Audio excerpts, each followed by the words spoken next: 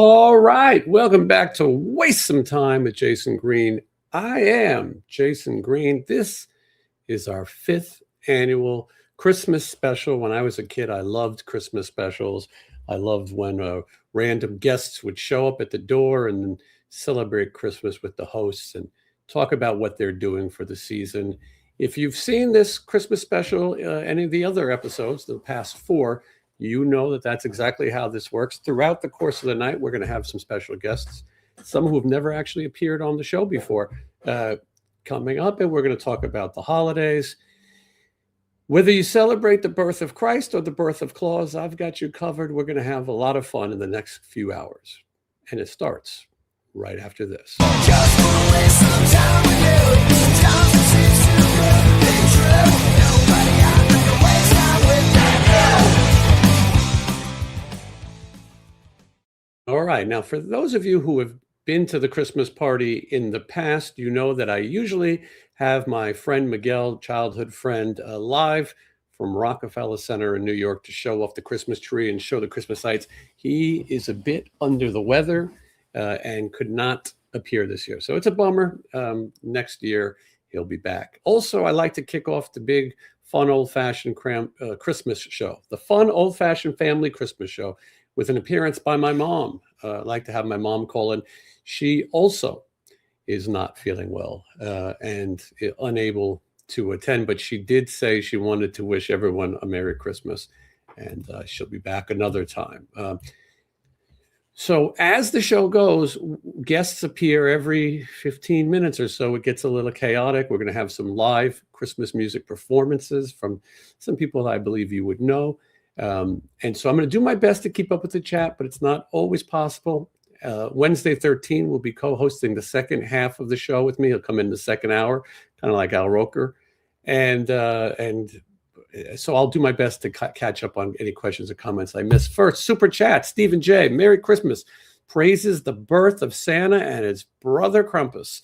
Thank you and your elves, Michelle, Wednesday 13, Johnny, Sean, Matt, Stevie, Kat, and on. Some of those people don't seem to belong, and some are perfect. Let's waste all of 2026. We'll watch after my Christmas party. Okay, thank you so much for that, supporting the channel. Down is up. Jeff, thank you so much. Wasting time until I can waste some time. Thank you for the generous super chat. And this is Rod Campbell. Happy holidays, time wasters. Thank you so much. And I will make the point that normally this is all about Toys for Tots. That's why I started doing these shows. I used to host the events live in person, and then pandemic happened. I started doing it live on YouTube, and this has been an easier format to do, especially with my schedule. So we did Toys for Tots. I did 24 shows in 24 hours. That makes this nothing. But we raised $5,000, which went to purchase toys for Tots. Now I'm going to share some of the videos of us shopping on my Instagram again tonight, so those of you can see where your donations went, and then you'll see the footage of the Marines accepting the toys, and they went out. These are already arriving for kids for Christmas, and so I thank everyone who's watching and everyone who supported.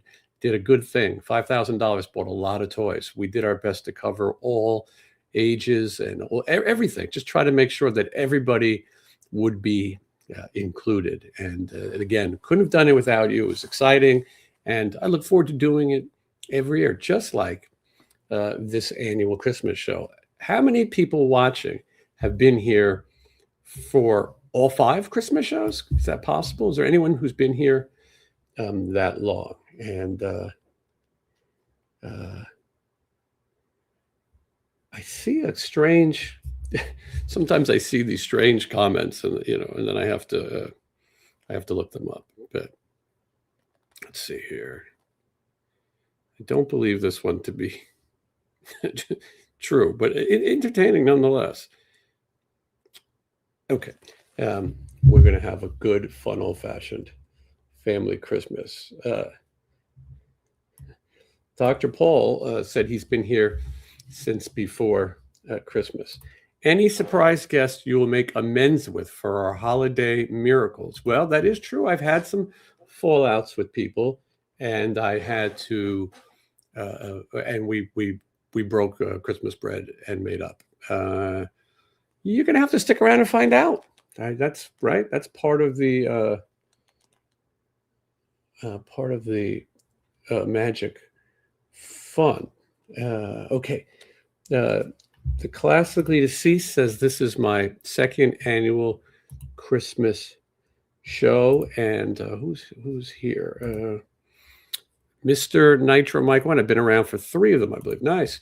You can always go back and catch up. And as far as holiday programming on this channel, today my interview with Robert Brian Wilson, he's the star of Silent Night, Deadly Night from 1984. That interview came out today. No one's watching it, so maybe after this you could watch it or watch it on Christmas. Also, my interview with Carolyn Grimes. Carolyn Grimes is the Zuzu in It's a Wonderful Life. And if you remembered when we were taking donations, we would ring the bell. That's the actual replica of the bell. That interview out. And then tomorrow morning, check out Scott Schwartz of A Christmas Story, my Christmas interview with him in a re-release fashion. If you haven't seen it, though, it's a good time of year to watch it.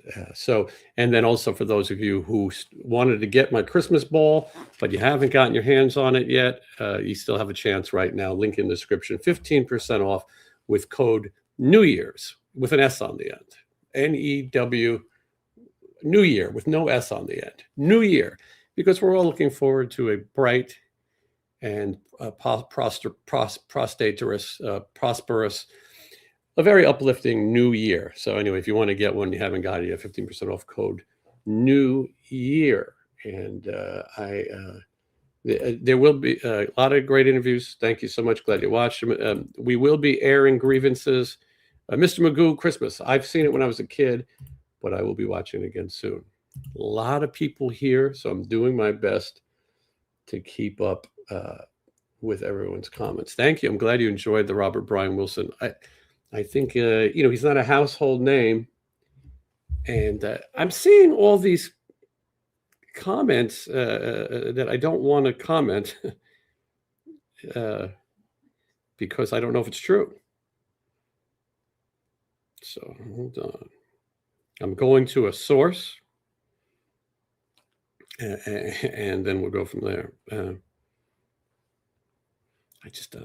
Who the hell knows? Okay. I always put my show on hold just to start reading nonsense. New to the show. Thank you so much. And is Michelle making Christmas cookies for everyone? And that's a good question. We'll have to ask her if she has some Christmas cookies for the Throbs, because January 2nd in the new year, I will be introducing the Throbs at the Whiskey A Go-Go, the world famous Whiskey A Go-Go, and it's going to be a great time. So maybe she could bring out some cookies, because she has been hard at work on the cookies. I will tell you that we have at least 10 guests stopping by today. Listen, here's the thing about the Christmas special. Sometimes they don't show up. Sometimes people are late, and so with a lot of killing time. Interview was great. I hope to watch the movie later tonight. Look, I recommend that. I recommend that movie, Silent Night, Deadly Night. I haven't seen the new one.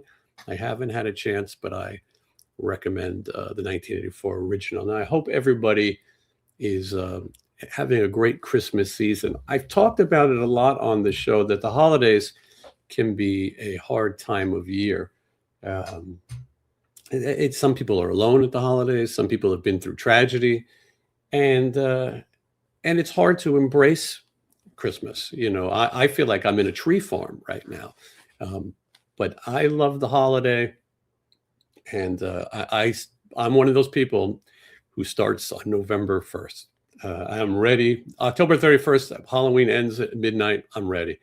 I tell people, a lot of people, myself included, have less Christmases ahead than I have behind me. So why not enjoy them the best you can? And you don't have to get into every aspect of it, but enjoying this holiday and getting in the spirit is it can be fun, even if you're alone. There was a lot of Christmases I regret that I was depressed and I was going through something, and I didn't celebrate. But there was other years that even when I was alone, I set up a tree and I did the best. I was fortunate to have a mother who gave me a good Christmas upbringing. Christmas was a big part of my growing up. And as I've said before, watching specials and hearing the music meant so much to me. I'm lucky my parents are both still living, and I'm still celebrating Christmas, maybe even harder now than ever. I almost say you should double down on Christmas. If you feel like you're depressed, well, go even harder. You'll find a way out of it.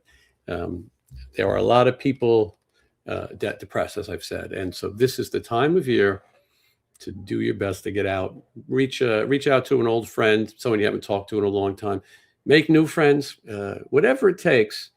I think you got to do it, because life, even as hard as it seems or unpredictable as it seems, gets better. I interviewed Del James this morning, who is the tour manager for Guns N' Roses, and he's also an author. He has a book called Consensual Violence that's out now, graphic novel. And he also wrote the short story called Without You that influenced the November Rain video. But he was talking about years of battling addiction and other hard times, thinking he couldn't imagine that this many years later, all these cool accomplishments and things that he dreamed about would happen. That interview will come out next week after Christmas. But I feel exactly the same. Life has a funny way of dealing you things that you never thought would happen, bad and good. So anyway, that is some of that. Let's see. First guest should be arriving soon. Now, normally I have Miguel live via satellite from New York City to go to pass time, or again, I have my mother.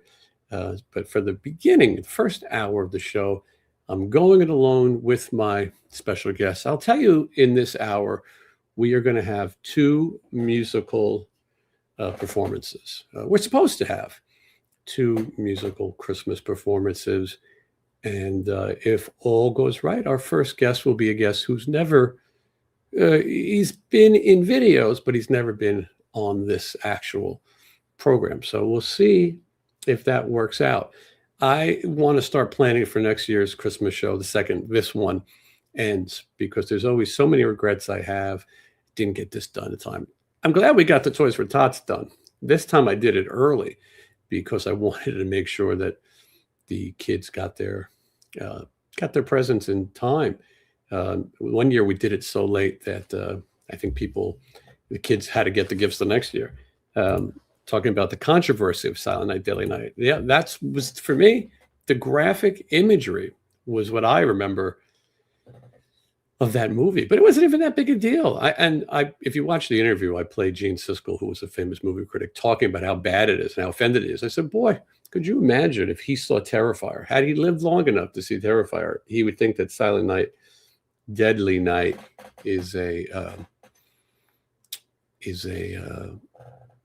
cakewalk, as they say. Okay, I'm trying to look at some of your questions and comments. Some of them are particularly stupid, and some of them are okay.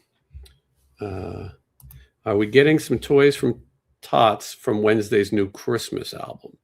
I don't know if you're going to get a Wednesday 13 Christmas album, but you can ask him in the second hour. We're going to be here for 2 hours, and we're going to have fun. I'm going to have fun. You're going to have fun, and think you know the rest.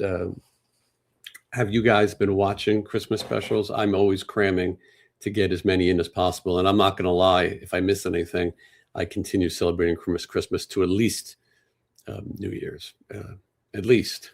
And I'm enjoying the time off. Touring can be a bit exhausting, and so I'm enjoying it. I'm enjoying doing the shows and doing interviews. It was funny, my channel was built on interviews. I went to school for broadcast journalism, first job working for Geraldo Rivera in New York City, and then we got so caught up in the tour diaries and live shows that I felt like we missed a lot of interviews. So I'm trying to bring it back. Now you guys got to watch it. Sean Brown, thank you so much. And a very Merry Christmas to you.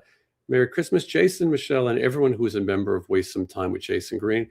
I wish everyone a happy and healthy holiday season. Let's hope everyone has an even better 2026 than this year. Thank you, Sean. Sean, you've been a loyal subscriber, Patreon channel, audience member, everything, because you do it all. And I thank you. Is the doorbell ringing? Not yet. Not yet. But the driveway is covered in snow. And so we have to make sure it's ready for people to make their entrance. Let's see what we have here.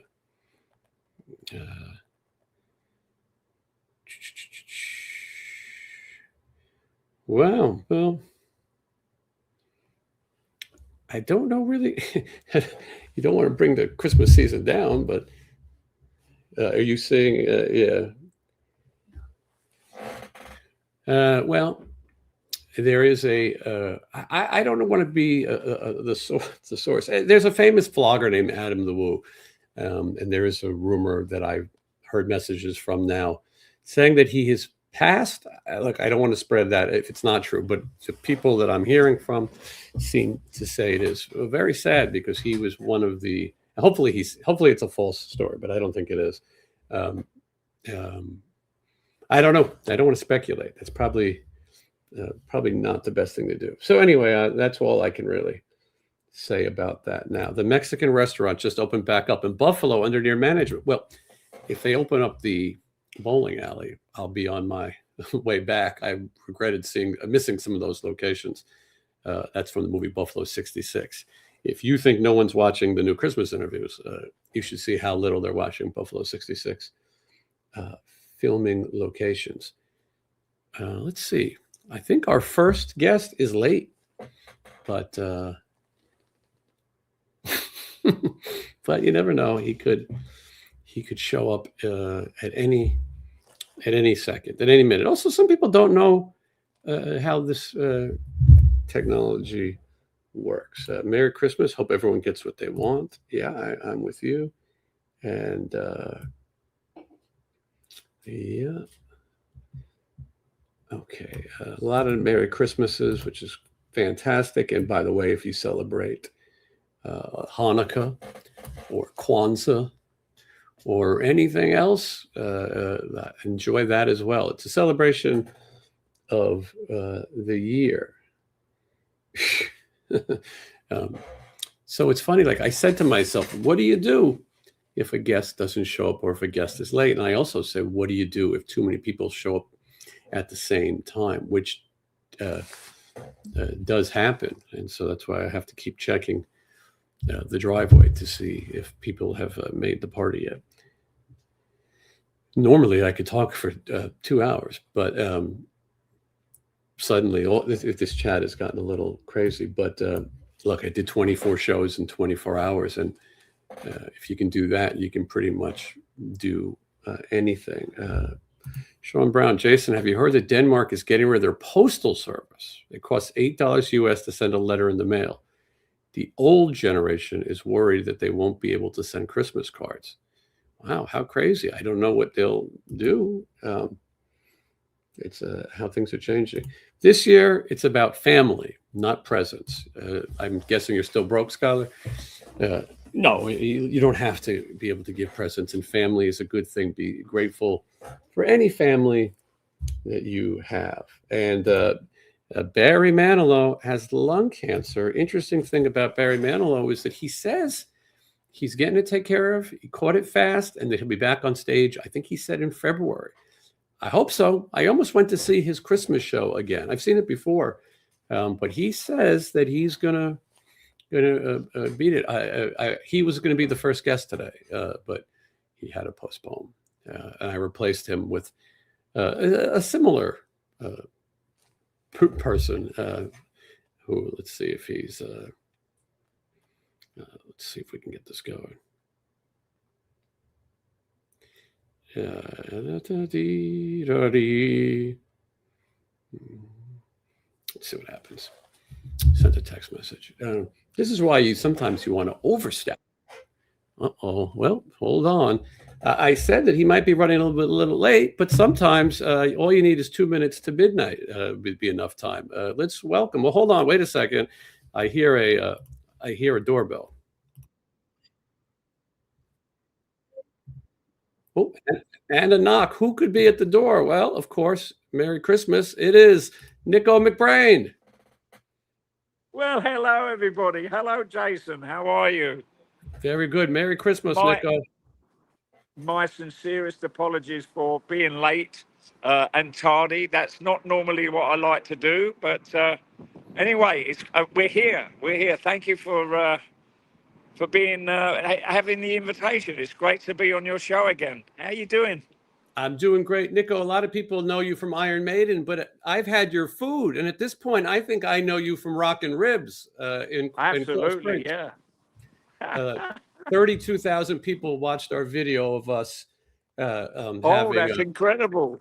Yeah, thank yeah. you so very much, Jason, for coming down and spending the day with me and Mitch. And I'm actually we just finished dinner.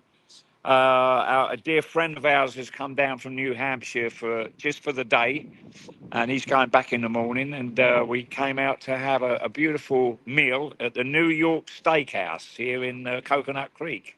That And sounds nice.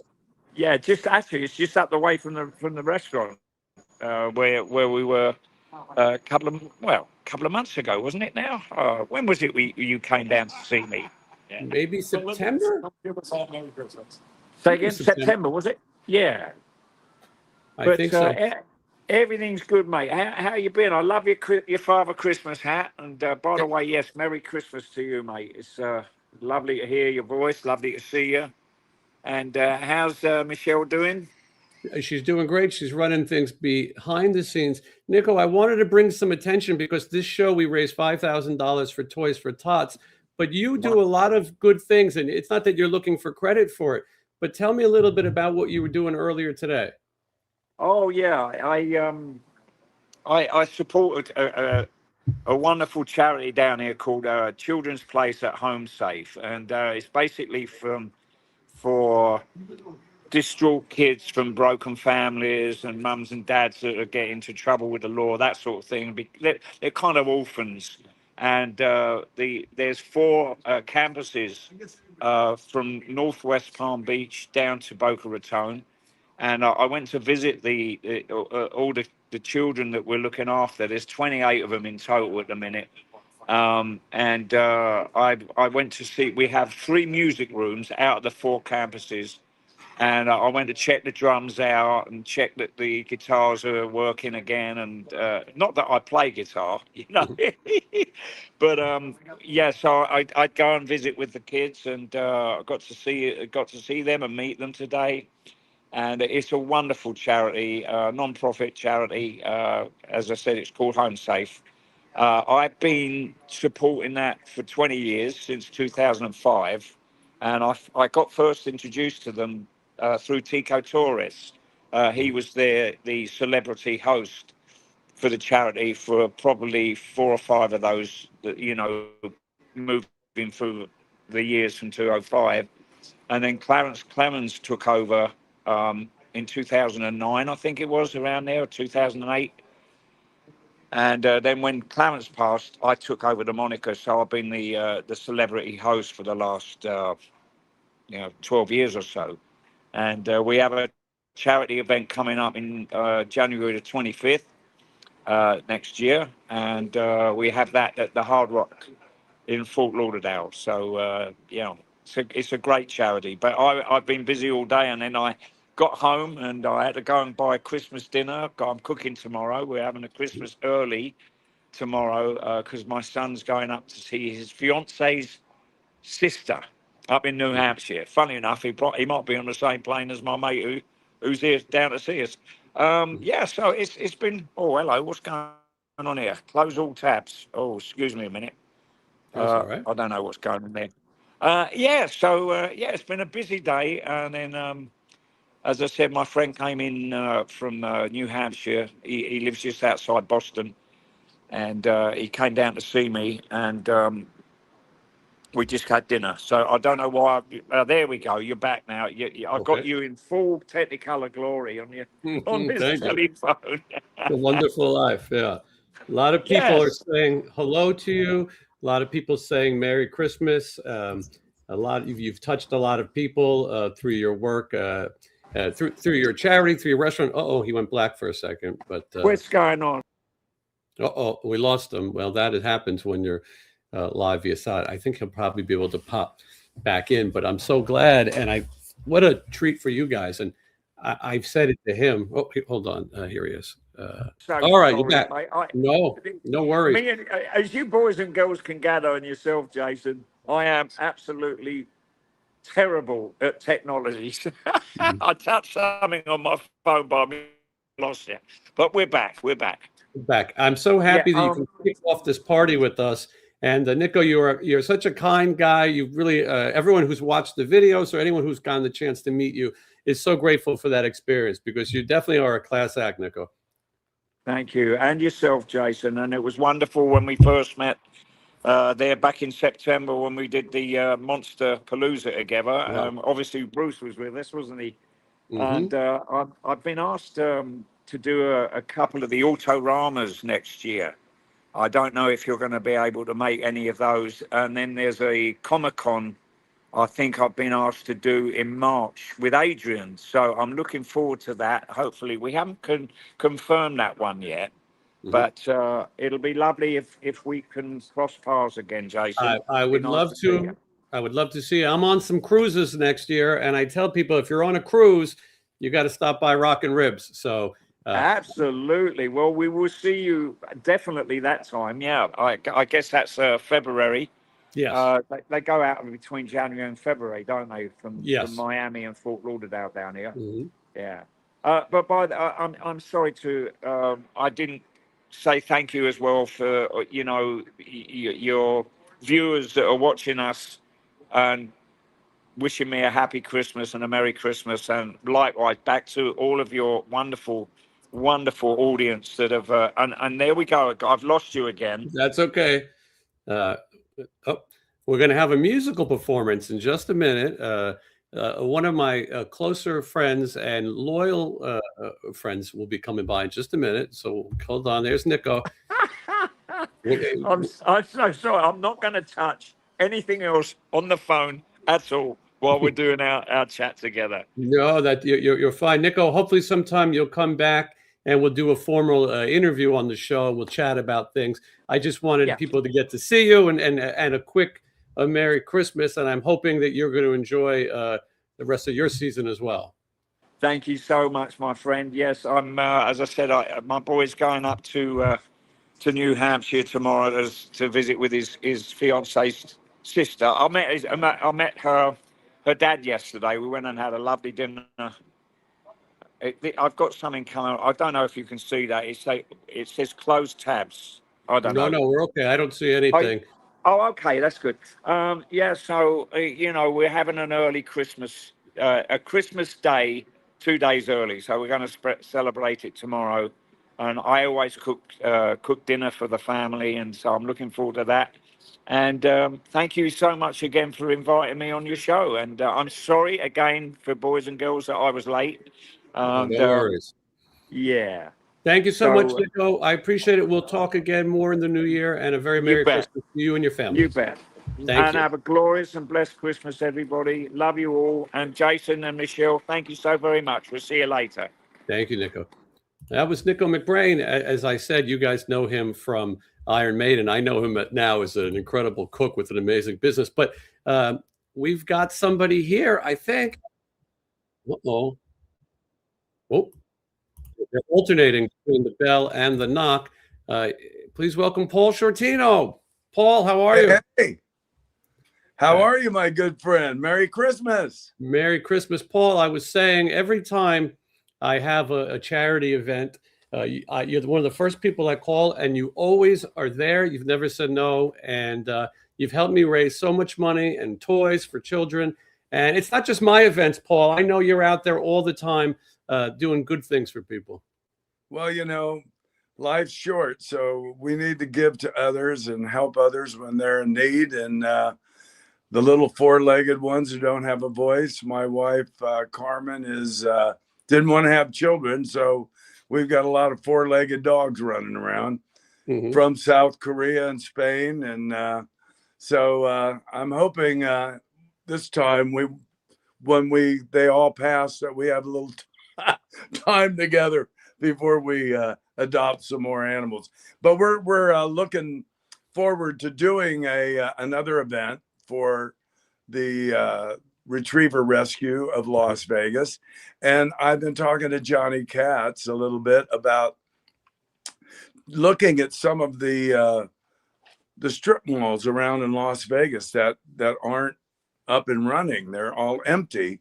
And I was thinking about reaching out to some of the people that own those properties, and maybe with some of your help and some of the people that are connected in a lot of different ways can help me kind of make this happen. I want to try to get homeless vets in to get cleaned up, get shaven, and get on the internet, touch base with family members.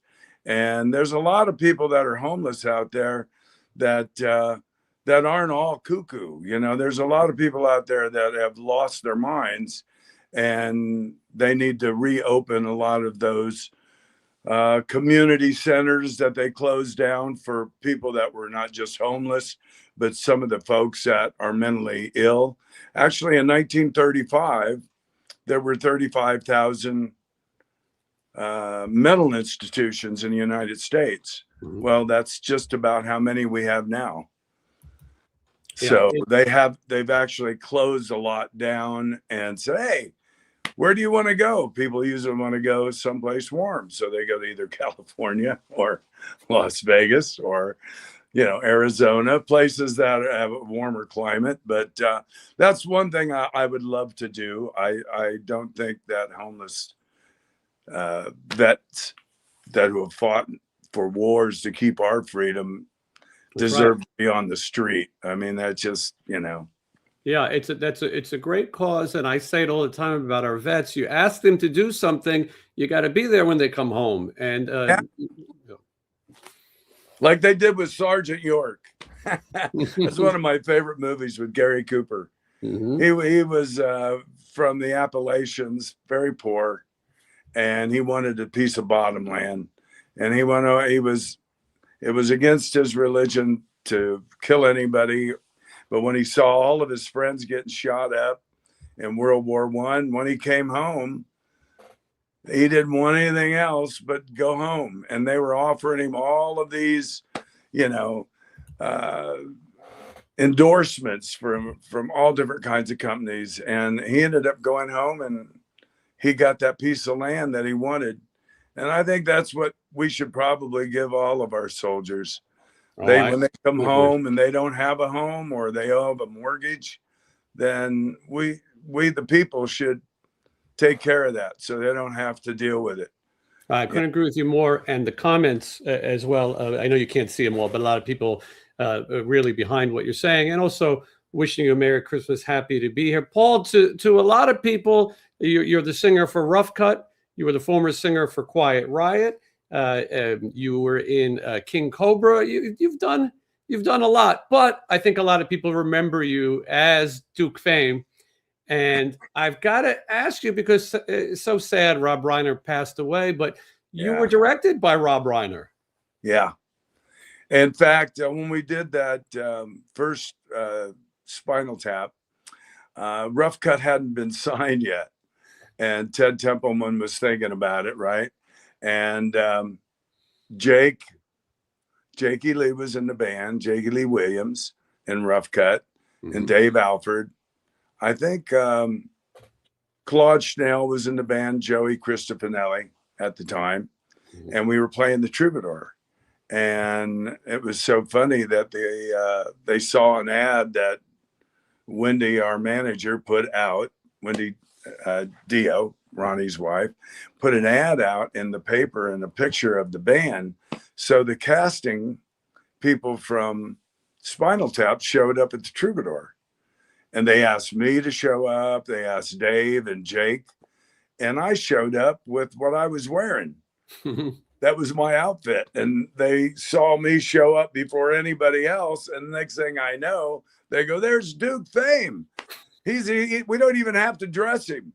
And so that's how I really got the part. I showed up before the other guys did. And then when we did the shoot, I was sitting there, and the girl that's in the shot with me was actually dating Jackson Brown before Daryl Hannah came into his life. So here I'm sitting with a chick that, a lady that had dated Jackson Brown and a rock star. And then Wendy Dio, who manages Ronnie James Dio and trying to get Rough Cut a record deal with Warner Brothers. And here I'm playing this rock star playing the Normo Dome. And the whole thing was ad lib. They had just like this outline of the whole movie. And whatever came to mind is what came out of our mouths. That's why Howard Hessman said, oh, yeah, we're waiting on the limo, and we're playing the Normo Dome. I think it was Eddie Trunk. I ran into him at Boulder City, the Electric Parade that I performed there. Danny Coker performed, Lorraine McKenna, or Lorraine Perel, who does the fantasy. She performed. I think it was Frank Domino also performed. Quite a few great talent at the day. And we were talking about the same thing, about how we can help these folks out there that need help. And so they're kind of all into doing it. So we're going to maybe put together some kind of big concert. I've got a few places in mind to do another benefit. The first one we did right after COVID, we raised $25,000, and which was great because we shut down 2 meat farms in South Korea, and saved 100 dogs. Fantastic. So it was kind of cool, and I think that we could do the same thing for people who need help. I mean, that's the government always promises that, but they never get around to doing it. I'm with you 100%. That's why charity is so important. That's why I tell people when we do Toys for Tots, we got to get toys in these kids' hands. Can't wait for the government to do it. It'll never get done. Oh, absolutely. Paul, you and I have spoke about maybe doing some appearances. Hopefully next year we could get to that. You're a busy guy. You're marrying people, but I want to make sure we do that. And I said, we'll do an appearance, and then you and I will go to the hotel where that scene was filmed. I went and scouted it out after you advising me. And it's great. It's great. The Burbank Holiday Inn. I mean, it was awesome. Have you seen the second Spinal Tap, by the way? Well, you know what? No, I haven't. But I think Eddie Trunk saw it. He says, you needed to be in it. Yes. And Johnny Cat said the same thing. He said you needed to have, Duke Fame. I agree. With Normo Dome shirt on, serving hot dogs at their Spinal Tap show. So missed opportunity. They were booing him when he went on, and now he's selling hot dogs. But that Toys for Tots was very cool too, over there at Boulder City. That's a really cool thing they do every year. Yeah, it's a good local stuff. Paul, that we were talking about that scene. Every band that's toured has quoted Spinal Tap, but I can't tell you how many times I've wanted to get out of a conversation and say we have to go wait for the limo. You've created. You're part of history, Paul. This is a common one. Please tell Paul that we all want to touch a rainbow. That's a big one. And we all need to touch a rainbow. Hey, what's really funny is that when I was sitting in the lobby to do my scene on Spinal Tap, we took a lunch break. And I was sitting there, and I'm talking to Wendy, and I'm talking to, I don't even remember the girl's name that was on my arm. And anyways, I said, these guys are really having a bad hair day. Well, I didn't know they were wearing wigs. So then we took lunch, and I'm sitting right next to Rob Reiner, and across from me is Rick Parnell, who played the drums and died in the movie. Obviously, all their drummers had died. Michael McKean, Christopher Guest, and Harry Shearer. And so we're sitting there, and I'm talking to Rob Reiner because Rough Cut hasn't been signed yet. So I'm trying to get some music in the movie, right? And he's going, no, man, we've got all the music down. We've got, my girl's got them, big bottoms, and even on just explaining some of the songs. And it's just, and here I am, trying, and then I look at the guys across the table from me, and I go, you guys look just like the guys that are having a bad hair day because they didn't have their wigs on, right? And it was Harry Shearer, Michael McKean, and Christopher Guest. And I went, oh, man, did I stick my foot in my mouth or what? But we were on the road with Crocus and Accept. In fact, this year, I'm going out with Joe Lynn Turner and Mark Storace, Russ Ballard, Robin Beck, and I think, I'm not sure, but Eric Martin as well. And we're touring in Germany. Same people that did the Rock Meets Classic that I did last year with the whole orchestra. And it's a real great running machine. I'll tell you, we were playing big arenas. And then I'm involved in this icons, the icons of classic rock with, let's see, Wally Palmer from the Romantics, even Robin McCauley's done it, David Bickler from Survivor, also Alex Leverett-Good from Santana, Johnny Edwards, who was in did one album on Atlantic for Foreigner, and then Lou Graham wanted to get back in the band, but he's involved in doing it. And we've been playing, I think we did one show last year, at the end of the year, the Aguascaliente festival. Sting was headlining, Christina Aguilera, Toto, Enrique Iglesias, and then the icons of classic rock. We were performing for 150,000 people. It's crazy. Oh, cool. And the thing goes on for, I think, 2 weeks. And they have entertainment for 2 weeks, local stuff. But what a trip it's been. I'm still out there rocking.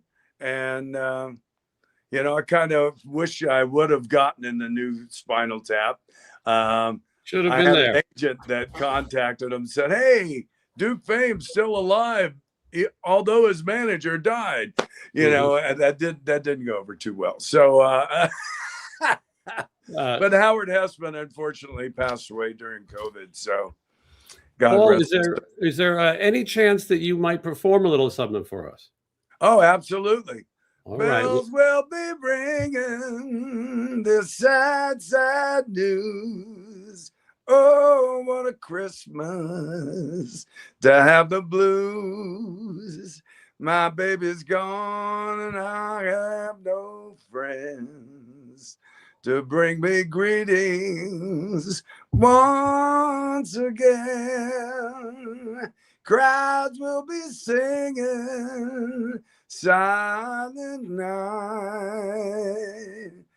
Oh, Christmas bells by candlelight. Come on for Christmas. Please come on for Christmas. Yeah. If not for Christmas, by New Year's night. Friends and relations send salutations. Sure as the stars shine above. This is Christmas, Christmas, my dear, the time of year to be with the ones you love. Oh, please tell me you'll never more roam. Oh, well, Christmas and New Year's will find you home. There'll be no more sorrow, no grief or pain. And I'll be happy, happy once again. Merry Christmas, everybody, and Happy New Year. Thank you so much, Paul. That was beautiful. I really appreciate you coming on and doing that. And you and I will talk about some other projects and doing some more good for people. Amen, my brother. God bless you and your family and love your loved ones and everybody out there the same. Merry Christmas to you and Carmen. We'll see you soon. Okay, my brother. God bless. All right, Paul Shortino, how about that? That was a great impromptu performance. And somebody's at the door. This Christmas time, the doorbell is always ringing, and a good friend of the show right here, Oz Fox. Hey, can you hear me? Yeah, I hear you. Oz, every year you've been here. Well, I think this is the 5th one. You've been here for all 5. Oh, my gosh. I didn't even realize there's been that many. My gosh, that's awesome. Really great. And, well, thank you. Thank you for having me. My gosh. It wouldn't be this tradition without you here. And I say we have to have a Christian. It's required. So I had hold on. I think is Paul one. Paul, you there? Yes, I just wanted to say God bless you, Oz, and your family. Paul, thank you so much. And man, your voice is just amazing. I love my brother. I just want to tell you, you're in my prayers every night. Thank you, bro. I appreciate it, man. I mean that from the bottom of my heart. God bless you and your family. Oh, blessings to you, brother, on this Christmas. And keep rocking, man. You've got the fingers that just tingle those strings. That's all I got to say. I'll tingle them best I can. God bless you, my friend. Thank you, brother. I'm going to say goodbye. Okay. And wish you all a Merry Christmas. And it's so good to see you, Oz. Yeah, great to see you, buddy. We'll see you on the icons. Yes. I love you. Love you both. Thank you, Paul. All right. Paul Shortino, the great Paul Shortino.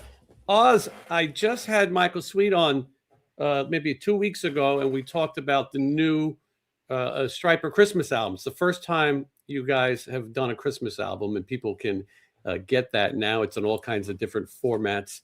Vinyl. Some of those songs go way back, though. You guys were playing some of those in 1984, right? Yeah, that's right. Yeah, we had 2 songs that we re-recorded that we had done years ago, and so it was nice to kind of get them on the album and kind of redo them, a more updated version.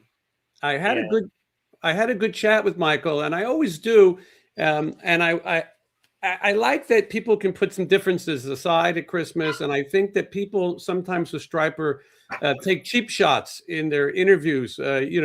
People, they want to drag religion and politics into something that really it has nothing to do with music or I think you can be respectful to all people's wishes, and I think that's something that Stryper does. And this record is for everybody, as all Stryper records, and that was one of the points that we made as well. I've got to ask you about your health, because we've been with you through this whole situation. I personally have been with you since when you were first hospitalized, and we've all prayed and been by your side, and we all went out and donated and bought some T-shirts and whatever we could do. So what is the latest update on your health?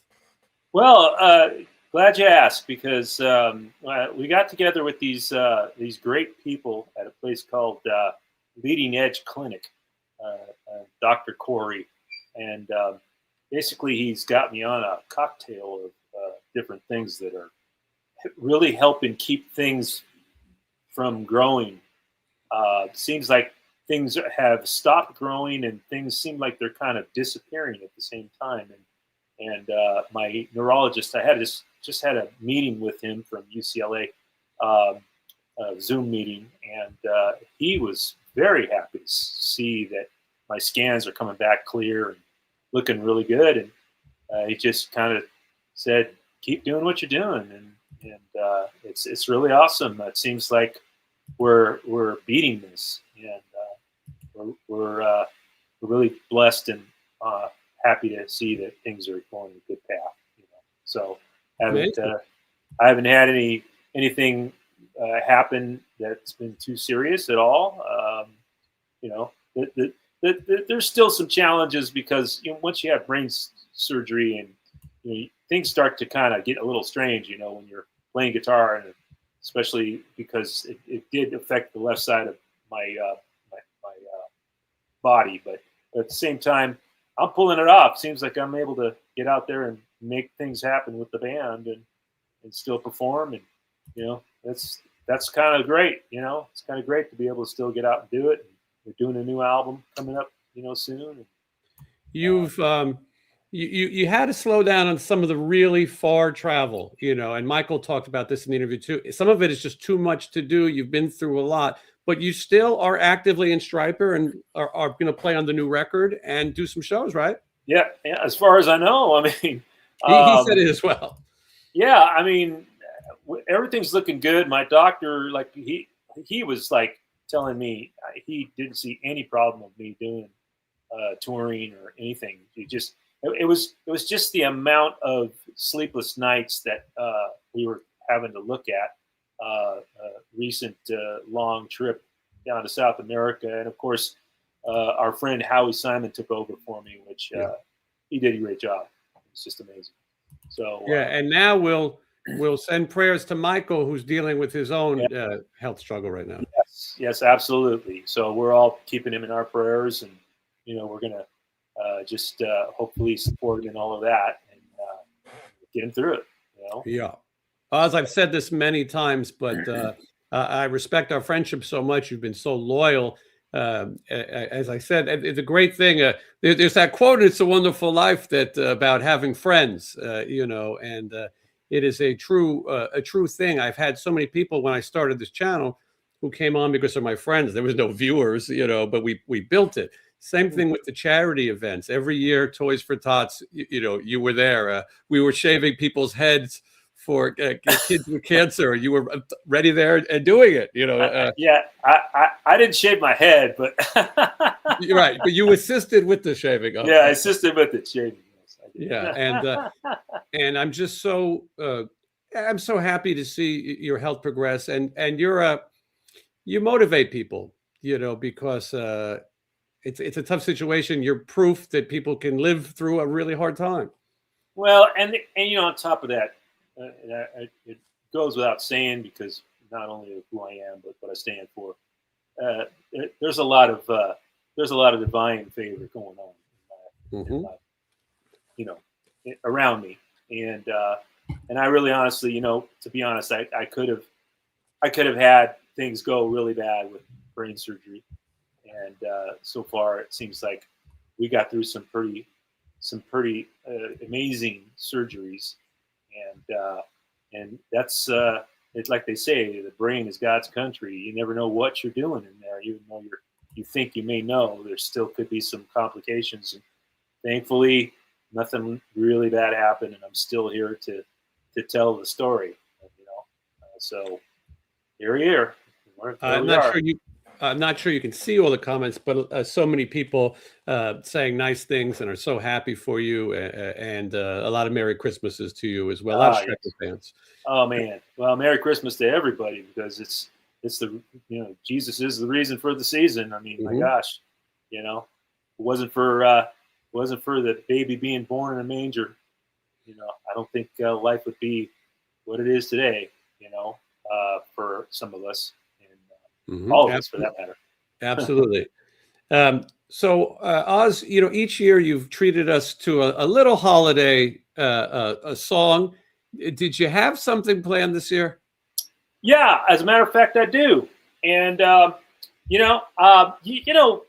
got to go to you and Johnny came to the party that we did at Trump Tower. Yes, I thank you so much for that invite. Yeah, that was a lot of fun a few years ago, and everybody kind of got up and sang and kind of did a few things, and I got a chance to sing a little bit, and I remember that I think it may have been that year or maybe a year before that I had done this song, and it kind of fits my thing, kind of my vibe, doing a song that is well, it goes without saying it's a Hispanic themed song, and I love it. And I've always kind of done something like on that line, but this one kind of takes the cake.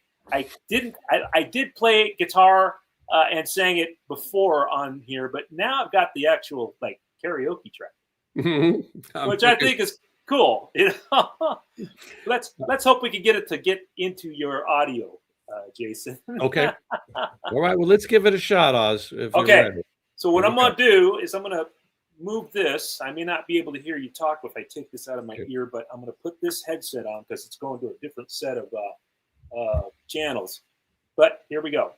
All right. And let's see. Let me know if you're hearing the music and give me a sign if there's a problem, okay? Here we go. Here we go. Come on. Oh, I got to turn on the effects. There. Yeah. That's got a little Julio Iglesias vibe going there. Let's give this a shot. Oh, yeah. You hear that? No. Mamacita. No tracks. ¿Dónde está Santa Claus? ¿Dónde está Santa Claus? And the toys that he will leave. Mamacita. Oh, where is Santa Claus? I look for him because it's Christmas Eve. I know that I should be sleeping. I know that he's not far away. So out of the window I'm peeping, hoping to see him in his sleigh. I hope he won't forget to black his castanets and who his reindeer say. On Pancho, on Vixen, on Blitzen, ole, ole, ole, mamacita. ¿Dónde está Santa Claus? Oh, where is Santa Claus? It's Christmas Eve. I know that I should be so sleeping. I know he's not far away. So out of the window I'm peeping, hoping to see him in his sleigh. I hope he won't forget to pack his castanet and to his reindeer say, on Pancho, oh Vixen, oh Pedro, oh Blitzen, ole, ole, ole, mamacita. Oh, ¿dónde está Santa Claus? Oh, where is Santa Claus? It's Christmas Eve. Oh, where is Santa Claus? It's Christmas Eve. Okay, mamacita, I go sleep now. Hecho. Let me put this in my ear. Okay. And I'm back. Can you hear me? I think we got you in there somewhere. Hello? Something happened to the audio. And are you there? Oh. Can you hear me, Oz? There you are. Okay, sorry. I was saying I don't know if we got your audio. I think we might have got an a cappella performance. Oh no! Are you kidding me? I was trying to hear you, but it was still beautiful and made people happy. So okay, that's all that matters. But everybody really. I got it recorded on another recorder in here, so maybe you could post it later. Here's a nice comment. Discovered Jason Green because of Stryper during the pandemic. Been watching ever since. How nice. Oh, nice. Very cool. But yeah, everybody enjoyed it. And yeah, we'll post the video so that everybody, who, if you didn't hear it, you can hear it. Yeah. I'll send Oz, it to you. What are your Christmas plans, Oz, before I let you go? Really, I'm probably going to take it easy with my wife, Annie. We're probably going to go out to eat somewhere. And it's been, Annie's been having some health challenges as well. So sorry to hear that. Yeah, we're not getting out too much these days. Just kind of laying back and taking it easy. And it's just I only have one ear. I have my left ear is the only one my right ear is the only one that works. My left ear doesn't work anymore. So sometimes being in a place where it's real noisy and loud, it just takes a toll on focus. Yeah, So not much. Haven't been jamming too much anywhere. So if anything, Stryper's about it. And my wife and I just, with all the stuff she does, we just take it easy when she gets home. Yeah, well, nothing wrong with a Christmas at home with the ones you love. Yes, absolutely. Oz, I appreciate you so much. I'm so glad to see you again, and we got to get together soon. When you're ready, we'll have lunch somewhere. That'd be great, Jason. Hope you have a great Christmas, and Merry Christmas to everybody out there. And thanks for tuning in, and blessings to all. Thank you very much. Thanks, right. Oz. All right, Oz Fox. How about that? I'm so glad to see. There was times when you just worry, but Oz has his faith, and whatever he's doing is working for him. I think I see somebody in the driveway.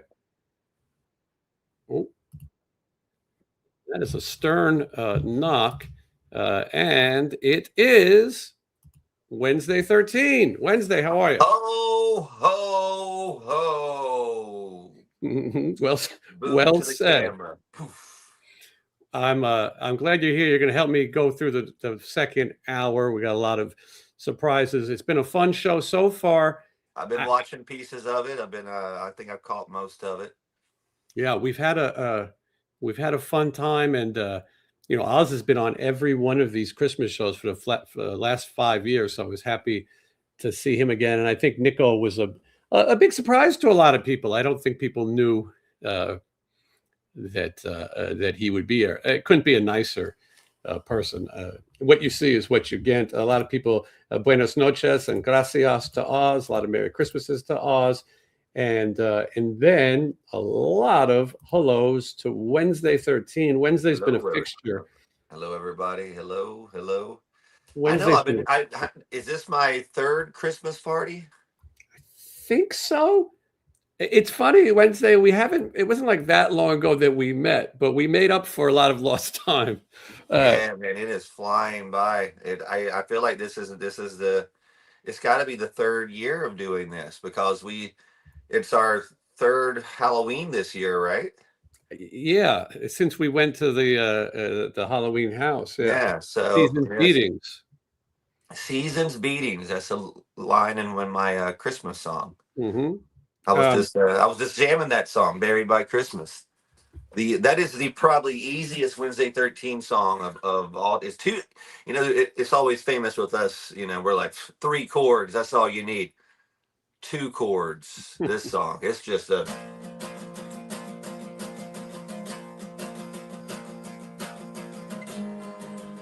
That's it. That's it. 2 chords. 2 chords, boys and girls. Back when I played guitar and sang that song, I could nail it because I never ever fucked it up, because it never went anywhere. It went right there. My comfort zone.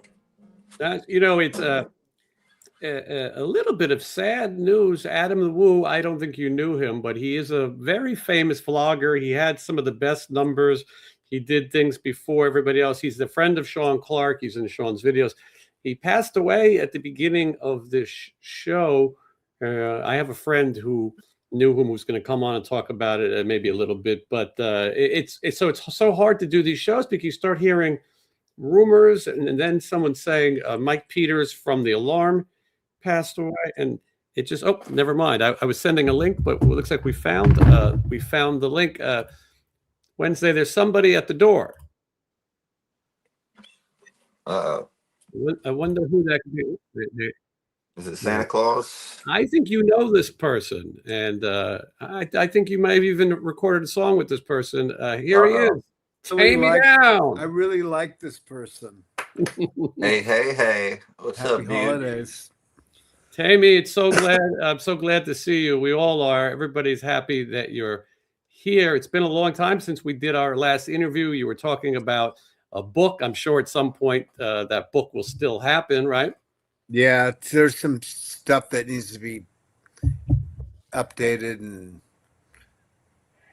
shit's a little different right now. So yeah, but yeah, I just actually the guys that are doing it are from Sweden, and they're going to be coming out next month. So we're gonna catch up and revisit a bunch of stuff. So yeah, well, that's great news. Taime, you've been through a lot. Everybody knows that, and so many people sent their warm wishes and had your back and were there for you. A lot of people saying they were worried about your sobriety. Taime, you've shown that your sobriety is intact. You're a strong person, and nothing's taken that from you, right? exactly. Yeah. There's Where's the cocaine and the fucking weed and the Jack Daniels? You did enough. You did enough. You did enough for everybody. My drugs now. It's like my Nespresso. So Taime, Faster Pussycat, still going strong. Annual tradition at the Whiskey A Go Go. I believe it's December 28th, correct? Nope, it's the 30th. You are wrong. Oh. The 30th is a way better date, though. So yeah, I don't know what's happening on the 28th, but you don't want to go. I think actually I do because I just saw it. I think The Bullet Boys. Oh, maybe that's what it was. Bullet Boys. Yeah. With all the guys back doing their shit until they kill each other again. They're supposed to come on the show next week, all four of them. We'll see what happens. Awesome. I love all of them, so that's good. They're great guys. And Taime, you know better than anybody. Keeping a band together is hard work. It's difficult. It's got its fun points. You know what I mean? We were talking about the song. I don't know where my Wednesday 13 record is. Oh, here it is now. This is right here. Fucking great record. Thank you. Top to bottom. Fucking love it. No apologies. Taime is the guest. I'm glad to be a part of it. I'm so happy Wednesday included me in it. Yeah, and so glad you were a part of it, man. It made it. There's so many people that were excited and surprised that we knew each other and we collaborated, and just a lot of people liked us. They're like, "Oh my god, that's my two favorite lead singers." I'm like, "Yeah." Oh, that's cool shit. Yeah. The fucking song is just so fucking good. Thank you. I love it. You did a tremendous job on that whole record, but that song was, when you sent me the stuff too, it's like I love that track. That's my favorite track on it, even though there's other ones I've grown to love even, just as much now after the time, it's a good record. It's great. And I like all your guys too. They're all good guys. And buried in that track, you get me, Chad. No, not Chad. Me, Danny, and Sam. Mm-hmm. Yeah. And Michelle. I'm sorry, I forgot Michelle. She's in there cool. as well. But and so, Taime, what's new with you? What musically is up? We just finished a track that's going to Jacob to be mixed. So we were working on some stuff before all this stuff happened, and everything just kind of got put on the back burner and just going through stuff. And then there's a track coming up too. I want Wednesday to be a part of as well. I'll talk to you about that on another. Yeah, you sent me something a while ago, and it was super cool. I was gonna ask you about it, but you just brought it up. So yeah, I'm still down for that. Would love to do that. Yeah, it's very cool. Taime, I gotta say, you sound better than ever. Getting healthy has certainly done a lot for you, because the shows have more energy. You're playing more songs, giving people what they want. It's you've got to be surprised yourself at how it's gone. Well, it's like, when you smoke 2 packs of cigarettes a day, and like that just alone just takes a toll on your health. Like walking up the streets is a chore. You know what I mean? So, being sober and not. I mean, the main thing is I was never an alcoholic. But smoking was just, it makes doing what I do, like musically, so much easier not smoking. So it's good to be healthier, especially when I'm old. We were backstage at a show in New Jersey with you and Stephen Piercy, and I go, I can't believe you two are the guys who are sober here. You know, the hardest I part. know who would have thunk. But then Steven said to Taime, "You quit cigarettes too?" And he's like, I haven't done that one yet." That's cigarette. I know cigarettes is the main thing. You know, that I had to quit. So this is a question that comes up every time Taime's here, and I don't think the answer has changed. Where is Mark Michaels? Nobody knows. We've had people that were trying to find him for like a Las Vegas like punk rock book and stuff. He is nowhere to be found. We did some stuff with Elektra, you know, with our old label, trying to get some of these other rights and other things too. We've had feelers and deep dive in terms of people trying to like detective-y type peeps fucking trying to find him too. And there's no, you know, there's no paper trail for him anywhere. So I don't know.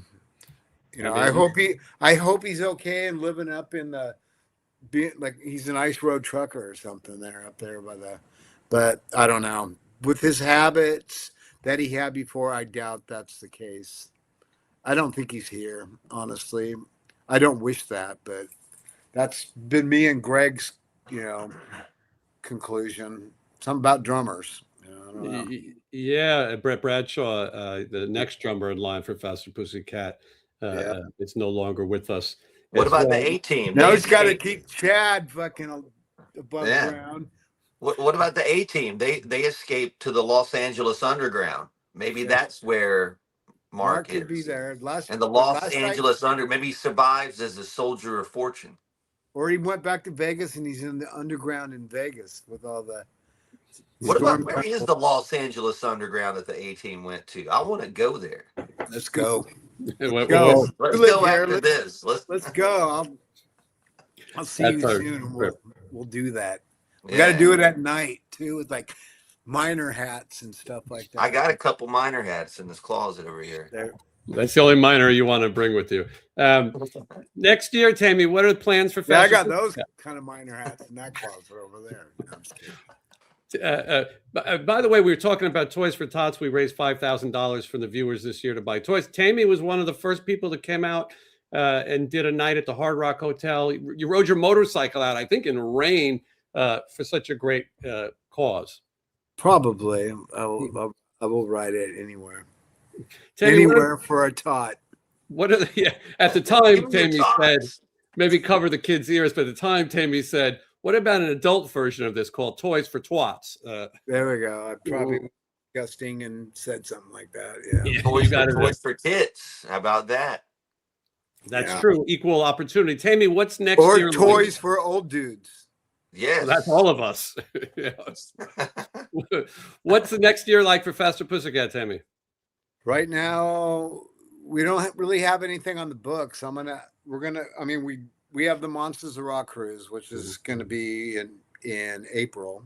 Right. And we're doing the M3, which is like a couple weeks after that, beginning of May. And then nothing right now. Sam's going to go out with Godsmack for a few months, and we might have some one-offs in between, but I'm thinking I might take a motorcycle trip across the country and spend a month and a half or two just doing that, you know. But before I go and do that, we're recording. So we're recording tracks and doing that, and then some one-off dates and that type of stuff. But no tour plan, but we might try to go out when Sam gets back. But if something comes up that's really cool, we have some people that could fill in. It's just hard to fill those shoes of Sam Bam because he's just. I hate doing shows without him because he's like my glue. He's like Faster's glue, really. So yeah, he's maybe sometimes a little young energy comes in, but he's part of it. He's so good. He's just so good, and so he keeps everybody in check. So. Plans for Christmas, Taime?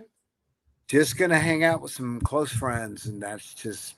We're gonna go to the smokehouse for dinner, the old smokehouse. Oh yeah. By your place Wednesday. I haven't been there in like 25 years. I can't wait to go. So it's still awesome. I've been there recently. It's good. Oh cool. I'm looking forward to that. So some old timey old timey Los Angeles, so that'll be good. So that's it. It's gonna be pissing down rain here the whole. That sucks, man. It's gonna be all for the next few days. Yeah. Seems like everywhere. Yeah, I'm going to Arizona. It's raining there. Vegas is going to be raining, so looks like a wet Christmas this year. Yeah. A lot of people wishing their best to you, Taime. A lot of people talking about their Faster Pussycat memories. When the time comes, Taime will come back and we'll talk, more about things to promote. This was just a nice chance to say hello and a little Merry Christmas to everybody. Taime, I appreciate you. You're a loyal guy, and I'm glad that you've always, anytime I have one of these things to do, you're there. And I've been a Faster Pussycat fan, and I can speak for Wednesday as well. We both have been since the very beginning. One of our we're all friends too. We're all good friends. So we still got to do a tour together sometime. Maybe next year we could do something somewhere. I would love that. I would even be your roadie. I'll go out and tour with you. Just go out and tour with you. No, every time I see Chad, we talk about it. See Sam, we talk about it. Next year, I'm still getting my next year figured out too. We just had the funnest time in Australia with you guys too. That was just. Yeah, I still think about it every day. There's always something that'll come up that's like. It was just fun. We just every time we're somewhere and we hear Nine Inch Nails' "Terrible Lie," we're like, "Oh my god!" That's it. That's it. We have, it's just good memories. We had so much fun. It was always. We'll make it happen again. We'll figure out some time to do it, even if it's a quick tour. We'll do something. That would be awesome. Taime, thank you so much. I wish you a Merry Christmas, and I'm glad I wish both of you guys a Merry Christmas too. Kick ass on that tour Wednesday. I saw the dates. Thank you. I'm going to see you if you're in town at the very end. We're at the Fonda, so you should come out. I will definitely. Maybe we could do our song together. Ooh. Now you're talking. See, this is where the plan is. I have to get some fancy pants. All right. I know you got some. He's got some. Maybe. Thank you, Taime. All right, you guys have a good one. Later, man. Merry Christmas. Merry Christmas. Taime Down. How about that Wednesday? Pretty cool. That's very cool. I've got to tell you, I really like Taime, and he's like I said, he's just another loyal guy and a cool guy. Everyone knows that Taime's had a tough year, and yeah, man, that's crazy to think that that was not that long ago. You know? And this will be his first Christmas, so I didn't want to dwell on that. Obviously, Taime's got a lot on his mind and schedule, but he's strong, and I wanted people to see that. I think that's one of the important things that people see, that Taime is surviving, and he has not gone back to these other ways. And I think just seeing him and hearing and seeing the band live is the best way. He looks great. He sounds great. He's messaged me. I mean, we don't talk like all the time or anything, but like he's kept in touch with me pretty regularly. I know he's alive. You know what I mean? Like I know he's. I wonder. I haven't heard from Taime. He likes my pictures. So yeah, he's. It makes you feel good. First of all, I like Taime, so it makes me feel good that he's liking what I do. But knowing he's there, and of course, I was on that cruise, and so your heart. Drops for Taime in all of that, and it's good to see that he's strong and he's surviving. I think I hear a ding dong. There it is now. Wednesday, these are new friends for you. This is the Bellas. Hello, ladies. Merry Christmas. Christmas. You guys look so festive. I want to introduce you to Wednesday 13, if you haven't met him guys. Hello, nice to meet you. And just a little bit, Jordan. A surprise guest is going to join us, but I want to make sure that I introduce everybody properly. And that's my cat, by the way, who I'm introducing, also making noise. We got Jewel D, Izzy D, Abby White, and Maggie Evans. Maggie, I only met. She's the new addition. I met her at MC. Yeah. And you guys, you just played. Was it last night? Yes. Mm-hmm. Where did you play? We played at the Stone Pony. So it was one little show to finish out the year. It was a lot of fun, very festive. It was really cool. Have you played the Stone Pony Wednesday? Is that in New Jersey? Asbury Park. Asbury Park, yeah. It kind of made Bruce Springsteen. I feel like I have maybe, yeah, somewhere, but not a lot. Maybe once. I think you have. One of my first gigs, I was working with a band called Beggars and Thieves, and they were supporting Don Dokken at the. None of you guys were born at that point, but it's a legendary venue. So how was the show? Yeah, it was a lot of fun. It was like really eclectic, like lots of different bands playing, just kind of like a final little bash to close out the year. Like I said, a lot of people were really festive, so they really brought the energy, which was a lot of fun. Yeah, it was cool. Hold on. New Jersey energy. Yeah, definitely.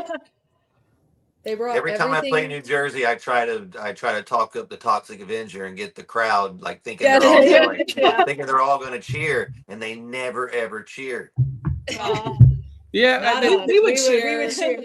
We'd be the loudest ones in the room, honestly. He was New Jersey's first superhero. I tell them that. I'm like, you have your own superhero, and you're not even going to cheer. He deserved. He frustrating every time in Jersey for 20 years. What? So what's up for the Bellas? You got some new music. What's the next thing we're gonna get? Yeah, we have some new music brewing. So we're hoping in the new year we're gonna have that released. We also have a few new shows coming up early in the year. So we're going to be playing December 9th at Dingbat. January 9th. January, yeah. My brain. My favorite. And then place. February 1st, we're going to be doing a benefit show for New Horizons in Autism, which is a local nonprofit for autism, and they provide support. And that's going to be like a whole metal show. It's Metalheads for Autism. So we're really excited about that too. Nice. Where did I first meet you ladies? Atlantic City. Yes. Yeah. It was at a festival called Orange Loop. Yeah. It was supposed to be a huge festival, and then they said it got rained out, but there was no rain. And the truth seemed to be that money was not good. So there was an abandoned House of Blues, and you guys were dressed in your glam rock finest. Yes. I said, you guys got to meet Steven, because he is, he appreciates young people. He appreciates people who dress the part. And you met, and ever since then, we've been buddies. When I'm on the East Coast, I make sure that we get together. You've been in some of the tour diaries here and there, and I've been a big supporter of the Bellas, and we want to see. Thank you so much. We want to see more in the new year. Now, let me know, where can people check you out? We're the Bellas Band on Instagram. We're also on Facebook and YouTube right now. So all of our shows, all announcements, all that kind of stuff is going to be on our social media that way. What do the Bellas do for Christmas? God, hanging around, doing a staycation. Some people might not know this, but Jewel, me, Izzy, and Abby are all cousins, and Maggie's kind of like our honorary cousin. Yeah. We found out as we got her into the band that she's related to our grandma's best friend. Yeah. So she's kind of like an honorary cousin. Yeah. We had no idea prior to getting her that was what the deal was. Family friends that we didn't even know yet. Yeah. So we're usually together, but maybe we'll have to rope Maggie into it one of these years. With your grandma's friend. Exactly. Yeah. We got a big Christmas Eve party. So. Well, everyone's got to check out the Bellas, and you'll hopefully we'll hear a lot of you. This is the year. How about a record this year? Full record. Yes. Yeah. Hopefully. We got a lot of stuff brewing, so it's going to be a lot of fun. We've been trialing one of them live so far. It's not recorded yet, but we're getting those recorded soon, and we're releasing them. And next stop, Bella's World Domination. There you go. I like to hear that. Well, I appreciate you guys, and I wish you all a Merry Christmas. And thank you. You'll come back and we'll talk again. Thank you, guys. Yes, thank you so much for having us. Thank you so much. Merry Christmas. Happy holidays. Yes, happy holidays and Happy New Year. Yes, Happy New Year. Happy New Year. Yeah. All right. That's the Bellas. Well, that was a fun. They're a great group of young people. When I first met them, maybe they were 16, 17 when they were coming to the shows with their parents. They've got a great family support system. And and we make sure if kids aren't making cool music, we're screwed. You know what I mean? Otherwise, everyone will be AI. They're a real rock band, and they play, and they got great hair too, as you can see. Yeah, I was going to tell them to be careful for Christmas and don't make sure nobody in their family brings a homeless person in there and lets them stay the night because they can maybe wake up and lose all their gifts. Hold on, I got somebody here who could talk about that with us. Please welcome Jordan the Lion, his first appearance on the show. Jordan, nice to see you. Hey, what's going on, guys? How you doing? Jordan, Wednesday 13. Jordan, first, Jordan, before I introduce you to explain things, Wednesday and I recorded a special for Christmas Eve where we talked about sitcoms and our favorite shows. Jordan's a fan of pop culture like we are, but we talked about how most Christmas episodes have a theme. Somebody's there's always an excuse to sing. There's always an orphan. There's always some homeless kid living in a cave. Except for the greatest Christmas TV show of all time, in my opinion. Which one? Married with Children. Every Christmas episode was insane. Yeah, like the Sam Kinison one. That was my pick. Yeah, the one where Santa fell out of the sky and onto the roof. I mean, it's like Wednesday brings that up. Those two aged well as well. So, but anyway, for those who are watching who might not know Jordan the Lion, Jordan has been a content creator. Jordan, I always try to think of how you call people, because influencer sounds such a jerky thing to say, but content creator, and you were doing it for a long time. How many years? This summer will be 10 years. I call us explorers. I feel like it's, people that travel to do this. You're like Indiana Jones. You're going and seeing the things that people have only seen on TV and in books and magazines and stuff. So to me, it's just kind of that getting away from your normal life. And so I don't look at myself as a influencer or I don't even tell people I'm a YouTuber. When people ask what I do, I just say, I film a lot of stuff. I just like to film stuff. I found your channel during the pandemic, like many people did, and it wasn't like you just jumped in at that time. Your channel was already long up and going, and I related to a lot of the things that you did and places you went. I go, oh, there is somebody else who likes this, because long before there was YouTube, just like you, I was going to look at these filming locations just for myself or take a picture. And when I grew up in New York City, I would see films being made, film sets, and I would remember that's where they filmed Desperately Seeking Susan at the Audubon Ballroom, which is also where Malcolm X was killed. All these crazy things. And then when pandemic came, I'd always wanted to be a talk show host, and I studied when I worked for Geraldo. And when the pandemic came, it opened the forum to people. The forum is getting crowded now, as you know. You're one of the OGs of this content creating. But I remember when I would look to do videos, I would say, I hope no one's done this already. And if there was someone, it was Jordan. And this is a tough thing to bring up, but the other one would be Adam the Woo, who very good reason for that was I was inspired when I saw Adam the Woo doing the obscure places like Hey Dude Ranch from Nickelodeon. I was like, oh my God, that's a thing. Like you can go find that. So he inspired me, and since I was too poor to travel anywhere and lived in Hollywood, the first thing I thought was, well, let me just go show all the cool stuff that I think is cool that isn't, what everybody else is showing, which I just started going to like silent movie people's houses and kind of obscure movies. Like if people, if they talk about Cheech and Chong, they were always talking about Up and Smoke. And I'm like, let me go find the crazy scenes from the next movie where they're dragging that gas around in the trash can. Like I've just always been more into like the obscure stuff. So when I started doing it, kind of the motivation was if nobody had done it, then I was really into doing it. Mm-hmm.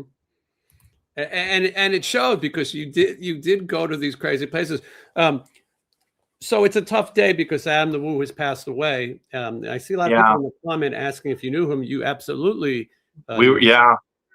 So Adam, when I started my channel, there was a guy who used to review YouTubers, and he initially started off like sharing the people that he liked. And he always showed Adam the Woo. And then all of a sudden people started commenting saying, hey, this guy is showing your videos. He likes your videos. And then Adam started commenting on my videos and saying, hey man, keep it up. You're doing great work. And I was getting like 100 views. So then when Adam came to town and we met up and did a vlog together, the guy who always loved our videos made a video about how much he hated that we were hanging out together. And now Adam was going to Hollywood. And I was actually with Adam the day that he got the call saying, hey, you got this apartment to move to Hollywood, to Los Angeles. So we became good friends. And he kind of taught me early on, like, don't listen to what people tell you to do. If they knew what they were doing, they'd be doing this. Everybody that told me not to do it is now starting a channel 10 years later. So he's like, you know what you want to do. You have your own interests. Just go do them. And your audience is going to find you somehow. If you're making good stuff, they'll find you. And he, one of the things that you guys had in common is you didn't gatekeep. I never, there's a fraternity sometimes in this content creating, but neither one of you guys was looking to compete with anybody. You did your own stuff. You've said before, because I've done videos and I go, Jordan's already done it, but I've done it different. And you've just always been supportive. And I didn't know Adam well, very briefly. Sean Clark, who's on the show all the time, he knew him very well. And when I did talk to him, he was very positive about people and their like-mindedness. It takes guts to come on here and do this, to be in front of a camera, in front of people, to go and show your personal life. You shared your dog and your home. And people forget you're making entertainment for free. There's no guarantee you're going to get a penny out of what you're posting. So you really have to do what you love and for the love of it. Like I was talking to my wife last night. We're planning on like kind of what we want to do for our honeymoon. And she's like, I just want, one trip where you're not focused on filming and everything. And I said, you know who you married? Mm-hmm. It's not that I have to make a video. It's just when I see something, I want to film it. And so she's like, I know. So, that's some people. Adam was that way. He just loved sharing the experience. And he always felt like, he would tell me like, people will find enough time to watch something if they want to see it. So, there's never going to be too many people making stuff. People will give up, or they just, when I watched Adam's filming locations, he always showed like, oh, look at the crack in the sidewalk or this on the wall or whatever. But when I would go to do it, I never did that. I always, in my mind, I go, I want to remind people where this happened in the movie, and kind of, so people would complain, and they would go, I like the way Adam does it because Adam shows this. And I go, well, then go watch Adam. I'm doing it the way I would want to watch it. So I think everybody has to do their own videos the way that they like to watch videos. And it's just, I agree more. I don't think I have any viewers under the age of 30. No, I don't think I do. Maybe the Bellas. But another thing I like that Adam would often say is, if you don't like what I do, you can always unsubscribe. No one's making you be here. If you're like-minded and you want to do this, you want to do it.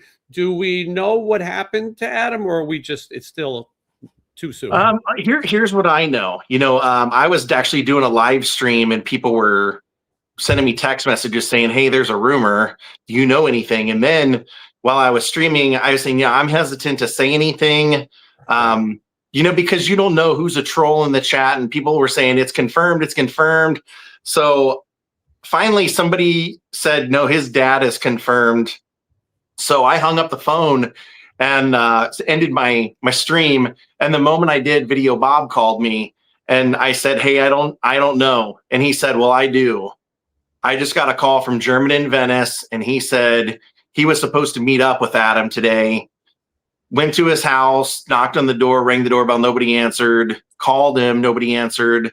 And he got worried and called the police. And then he said, Mike said they confirmed that he passed, his house is taped off, and he saw them bring him out on a gurney. And then I looked and I saw where his dad had posted that our son passed away today. So it's a sad thing. I mean, I just know that I know Adam. At least when I knew him, he didn't have insurance. Like, he was one of those people who's like, I never get sick. I don't, I'll roll the dice.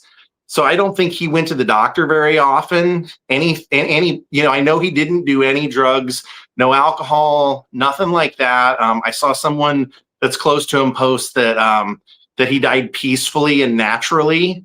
So, that's all I know. I just know he was, he lived his life the way that he wanted every day. And, he just came back from a trip to see the Popeye filming locations in Malta, Rome, Pisa. I mean, God, there's a part in Grumpy Old Men where they're talking about a guy dying in his sleep and they say, lucky bastard. It's like, if you got to go, I mean, he did as much as anybody could do. And I don't know, maybe he just wore himself down, you know? He did everything. He did everything. I'm never leaving the country now. He was he was definitely Wednesday. You're all over the world, but you seem to be healthy. The sad thing, well, when I talked to him, I was saying, you know, I played bass in a punk band, and which he did. What was the name of the band he was in? I forget the name of it. Because we bonded one day. I made a comment about the old Vandals, like the Vandals live show from like the 80s, and he knew what I was referencing. So I was like, okay, this guy's legit if he knows like Vandals stuff from the 80s. Yeah, he Guttermouth was the band he was in. He was the bass yeah, he was in that for a short time. And he and he did this thing Fit by 50, and him and I are the same age, you know, we're the same age. And I thought, what a motivational thing. And I try to live like, you know, none of us are guaranteed. Jordan, you and I have talked about it too. You don't know what's going to happen in a minute. Live your life as much as you can, enjoy as much as you can. And when your time comes, you can say, well, you know what? I didn't miss anything. I didn't have regrets. So it's sad because Adam was such a for Christmas and Halloween and holidays. And look, this is a tough time of year for a lot of people. Hopefully it's just one of those freak things, but I hope it's just an inspiration for people that loved him to kind of take heed and realize, you know, you got to make the most of your time. Don't say we'll take that trip 10 years from now. Find a way to make it happen, because you're not guaranteed 10 years. You're not guaranteed 10 days. So Wednesday, I'll say he's the nicest guy behind the scenes as he was on camera. You know, he had a great sense of humor, was hilarious. And, you know, I knew he was a good people when we went somewhere one time and something funny happened and I yelled out, "That a boy, Luther," and he knew exactly what I was referencing. And we both started laughing. And, you know, it's like when somebody knows a Don Knotts reference, you know that they had a good upbringing. So he was they're in the club. Yeah. I was saying Wednesday when we met, it was hard to get you out. But now you're out living life as well. And we're all sort of taking advantage of time, because time is the greatest gift you have, but you don't have it. It's not guaranteed. So sorry to bring up a sad thing at Christmas, but there's so many people. And if you do this, if you're on YouTube and you're in pop culture, Adam the Woo is a part of it. People watching. He's kind of the godfather of showing theme parks and stuff like that. I feel like Disney should put a plaque of him up somewhere, because the amount of people that went to Disney from seeing his videos, and, you know, I went with him a couple of times, and like every 20 minutes somebody was running up, "Oh my God, Adam, you're here. Can I take a photo?" It's like he was like a goodwill ambassador to that place. Which Sean told me as well. And a lot of people saying that they were inspired by him. And it's funny that maybe one of the cool things about him was that he was just an every person. There was nothing really crazy. He just was just every person who was motivated to make these videos. Jordan, I saw you had a video that came out 3 hours before I started the show. It was one of those titles that you have to click on. Is there some big news that I'm missing out on? No, it's just telling all the stuff from this year that I didn't tell anybody, kind of the behind the scenes bad things and the good things. There was several years ago, I'm sure you can understand this, I had to and Adam the Woo did it at the same time I did. We got an amazing amount of harassment. Stuff's being sent to our homes. You know, people, whatever vlog I would make, then somebody would go and make the same exact vlog mocking me and put, you know, and this happened like 20 days in a row and stuff. And it's got to a point where we said, like, I'm not posting my personal life anymore. You don't need to know, like, just because my, you know, was girlfriend, then fiance, wife, just because she's in the videos doesn't mean you need to know her backstory. You don't need to know what she does for a living. You don't need to know where she's from. I just removed all that stuff.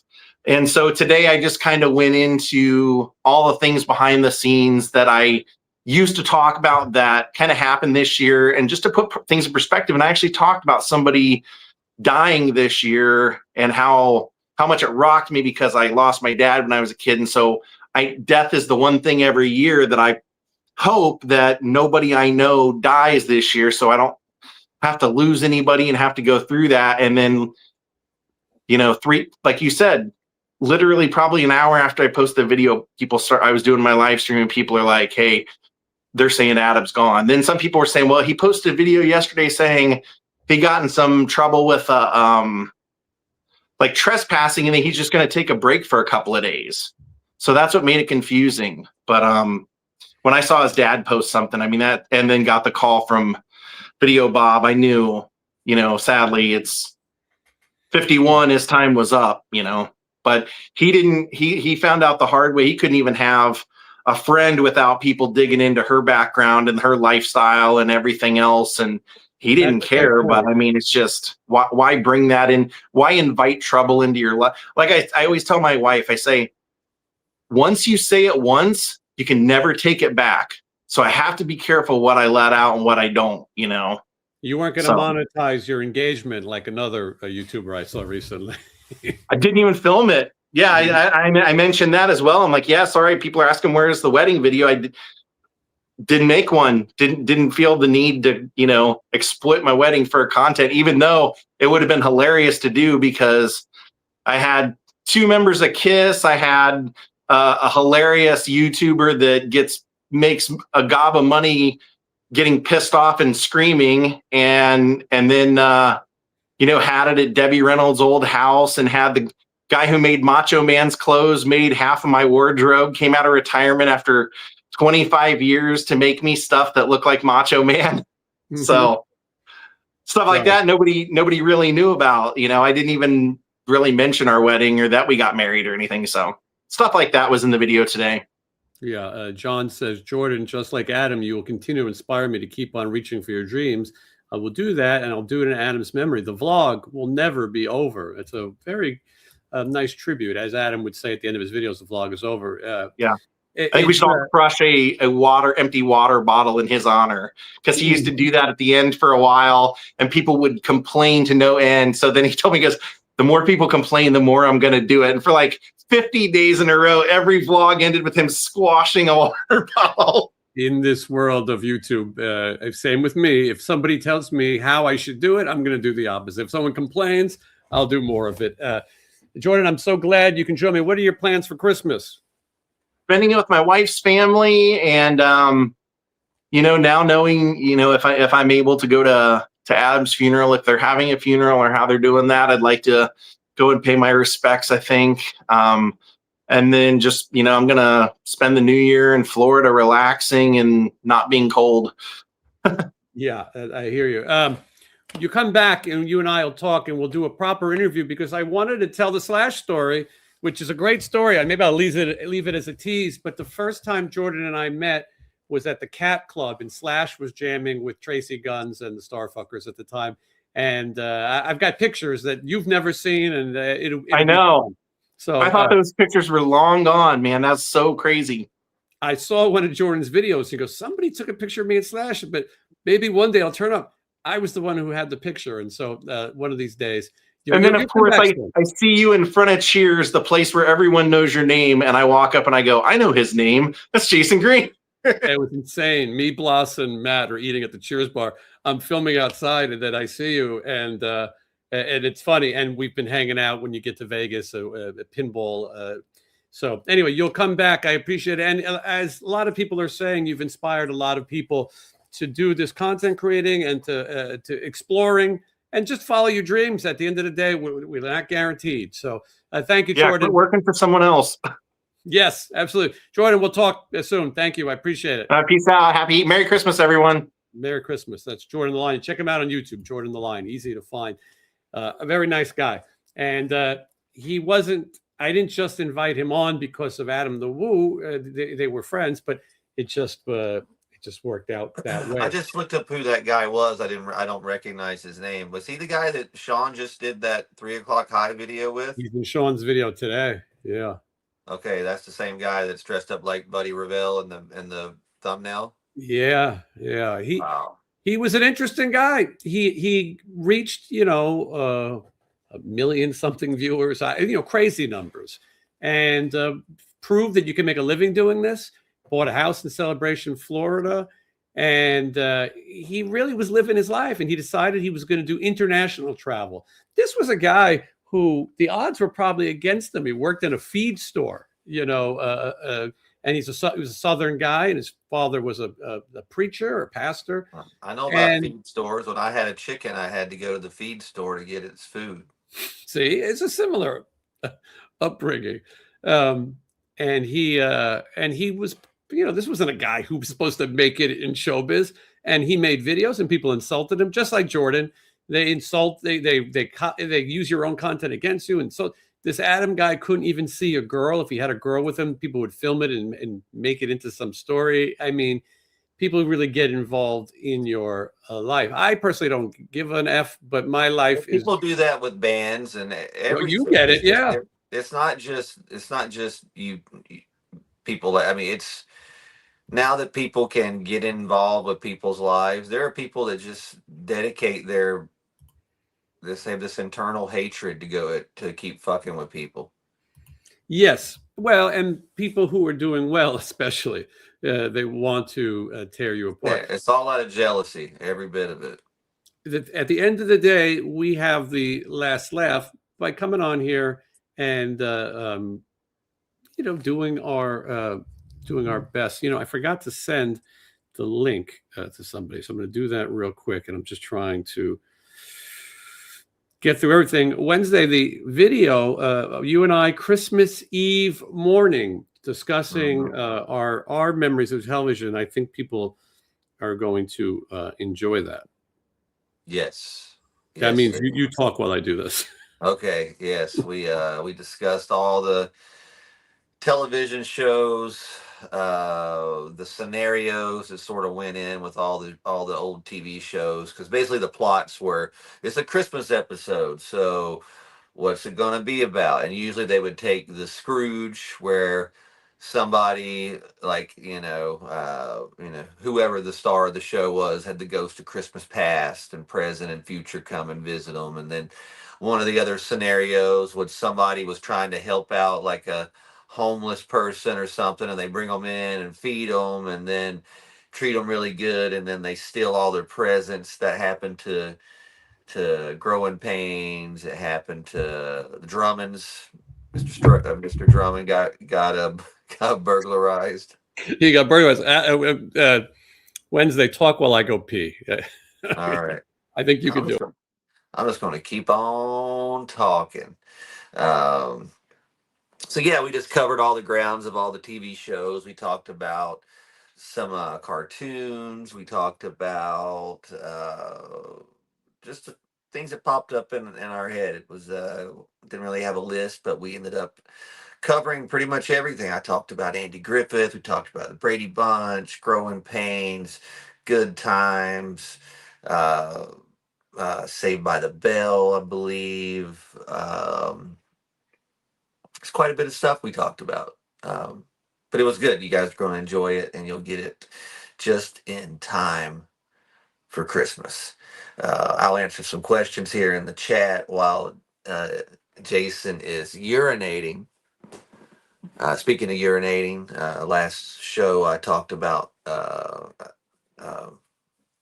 making up a TV show called The Golden Shower Girls, based on the Golden Girls. What a concept that would be. Sorry, Wednesday. It's very rare that I have to pee. I heard golden shower while I was peeing. It was fascinating. Oh yeah. It's very rare. I was just going to I was trying to get the crowd hyped talking about golden showers. Just imagine B. Author walking in. Ma, what's these men doing? Urinating everywhere. I don't know. The man pulled out his penis. And then there's canned laughter, and it's just. Yeah, I'm with you. It's very rare I have to pee during the show, but this has been a long episode. And one thing about Christmas is for the kids, right? Wu-Tang is for the children, as is Christmas. Yeah. And the Bellas are young, but I wouldn't call them kids anymore. So we need somebody young, and I couldn't think of anybody better than Ryder B right there. Hey, how's it going, guys? Thank you so much for having me on. I missed you guys. What's up, It's good dude? to see you. That's an excellent Christmas hat. You can't go wrong with leopard. I have to say, I need more of it in my attire. Yes. I've lost all my leopard jacket. I used to walk around with a leopard trench coat in North Carolina and a top hat. Nice. It's probably why I got picked on quite a bit. But out here, you don't even notice it. Like I remember when I moved to LA the first time, I walked into Rock and Roll Rouse, and I was like, man, finally living out here. I'm a rock star. I'm gonna walk in here, and I saw about 10 dudes that just out rock starred me instantly in the frozen food section, and I just gave up. Then I think you've got a good look. A lot of people saying hi. Ryder, 10 years old now, right? Yes. He looked like he was looking for approval on that answer. Well, I'm 10 years old, and I turned 10 last month on the 18th. So. And to celebrate turning 10, why not put a record out, right, Ryder? You got a record available. Yep. It's called "Don't Call Me Cute," and in order to listen to it, go to my website, rydermusic.com. It's better if you listen to it on Christmas. I haven't even listened to the album on Christmas yet, but I mean, yeah, but it's great. So make sure to go to rydermusic.com, and yeah, it's a great album. So this is your first full length album, right? yes. Awesome. At 10 years old, you had your first album out. That's crazy. Mm-hmm. Yeah, pretty crazy. It's pretty cool too. No, that's awesome. That's a cool thing. You got a head start on everything. I don't know. Not many people had their first album out at 10 and has played the Whiskey 8 times, or how many ever times you said you played it. It's been quite a bit now. Ryder, is there anything in particular you want for Christmas? My main thing I really want for Christmas is a 1/6 scale figure. That's like one of my main things I want for my collection, because I don't really have a figure like that, like legit and big yet. So I at least want one, because those things are freaking awesome. Are those like the sideshow toys, like the ones that are like the 12-inch? Is that what that is? That like the 1/6 scale? They're about like this size, and like Trick or Treat Studios makes them, and like a lot of other different companies, so it's cool. Ryder, did you take photos with Santa at the mall? Definitely not. They didn't think so. Which figure are you after, Ryder? What are you which one of those figures are you after? Probably mostly the Trick or Treat Studios Leatherface from the 2003 remake Texas Chainsaw. I think that movie's really good, but it's nothing compared to the original. Yeah. Those are the original and the 2003 remake are the best 2 movies of the franchise. I wanted to hate that when it first came out. I thought I was going to hate it. But I thought it was great. I thought I thought it was filmed well. And I got to know that guy that played Leatherface, and he's scarier in real life than Leatherface himself. So I believe it even more so. Sorry, I'm just these Christmas shows are a lot of work. Ryder, what is a Christmas like in the B household? Let's see. Well, I got a Christmas tree back here. You guys probably don't see it because of the chair, but we got a lot of like horror and rock and roll stuff. We got a giant Art the Clown on the tree here, with a chainsaw and a Santa hat on, and we have a lot of Terrifier 3 decorations everywhere, because I don't care if anyone says that's not a Christmas movie. That is a Christmas movie. And yeah, and then also also for Christmas, on Christmas Day, on Instagram Live, I'm gonna be doing a Christmas special on Christmas Day. We're gonna start at 3:00. We're gonna have a few guests on. We're gonna have as many guests as we can possibly can, And it'd be cool if you guys hopped on the show. I'm like kind of like the Jason Grain show. I'm putting some guests on there, and then I'm gonna be doing it with Alf, and then I'm gonna have my room all Christmas out and stuff, and I'm gonna have a Christmas special on Christmas, which is gonna be cool. Well, you have your people contact our people, and we'll try to make it happen. Ryder, I appreciate you coming on the show, and it's fun because Wednesday we're watching him grow up. You know what I mean? One day he's going to be 20 and have a platinum record. We're going to be asking him for a loan.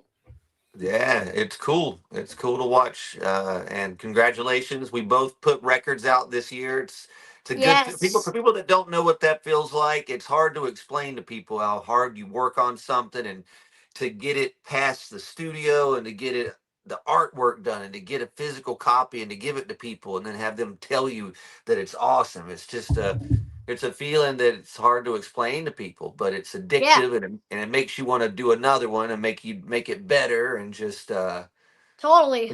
It's a good feeling. So what's the website, Ryder? RyderBmusic.com, everyone. Go to RyderBmusic.com. You can buy my record signed, or you can buy my CD signed, or you can buy it not signed. You can do whatever you want. Get it signed now, because when he's a big star, he won't have time for you. So get it now. Ryder, I appreciate you. I wish you a Merry Christmas, and you'll come back again in the new year. All right, guys. All right. Merry Christmas, dude. Merry Christmas, guys.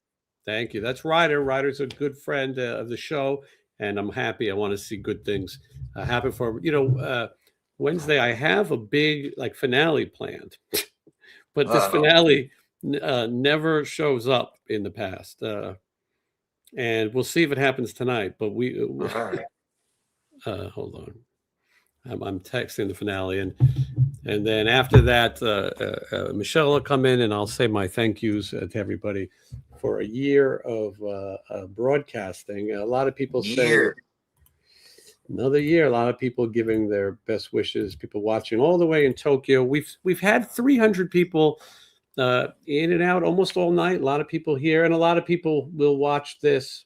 That's 300 people who should know that I'm going on tour in just 4 weeks. Official Wednesday13.com.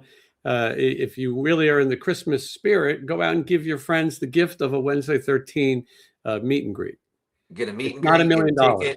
We are the support band on this tour. We got a 40-minute set. So if you want to get in and get out quick, you can. If you want to just go see all the bands, you can do that too. But it's happening soon, a month away. I'll be on tour again. And we have 2 shows in Canada, Montreal and Toronto. We didn't make it into Montreal last time, but we'll be there this time. Yeah, it's going to be a lot of it's going to be a busy year again. There's no stopping. Yeah, I'm still trying to figure my year out. I had a tour I thought I was going to be get on, and it fell through, and it's a bummer. But I got to fill in the gap now. But getting my European stuff figured out, and got a lot of cool stuff on the horizon. Still, the live record is still probably going to happen. Maybe not as soon as I thought. I think I may push it till later in the year next year, but they did give me a go ahead on doing a live record. So, yeah, you may get that next year. Nice. Look at that. I'm trying to get through. There's a lot of people meeting and greeting. Brian's going to meet you in Toronto. Yeah. Did Troy get socks this year? He likes socks, so let's hope. I don't know if Troy got any gifts. Usually when I do the meet and greets in Europe and stuff, I don't know if the band sees the audience as much, so they don't get the gifts as much as they do in the States. Because sometimes in the States, I bring people up on the bandwagon and they just bring it to Troy right there. Troy did get some candy, and I think somebody brought Troy some pudding, I don't even know why. It's Christmas. Maybe it was figgy. I was like, did you ask for this? He's like, no. I was like, well, they said this was for you, some sort of pudding or something.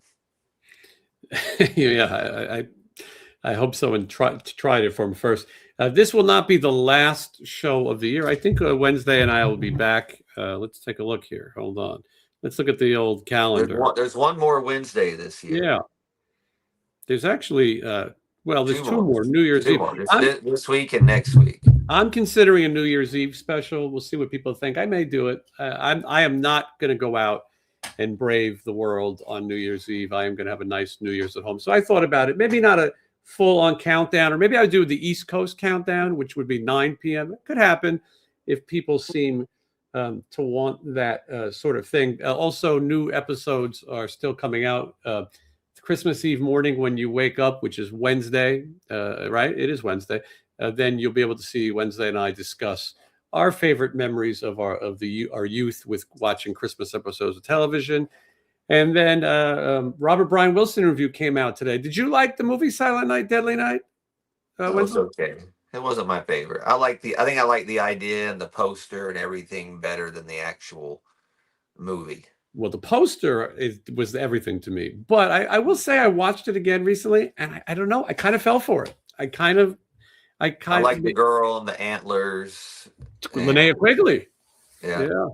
A lot of boobies and a lot of violence, and having Santa involved is fun. And the best part of that movie is seeing all the toys in the background.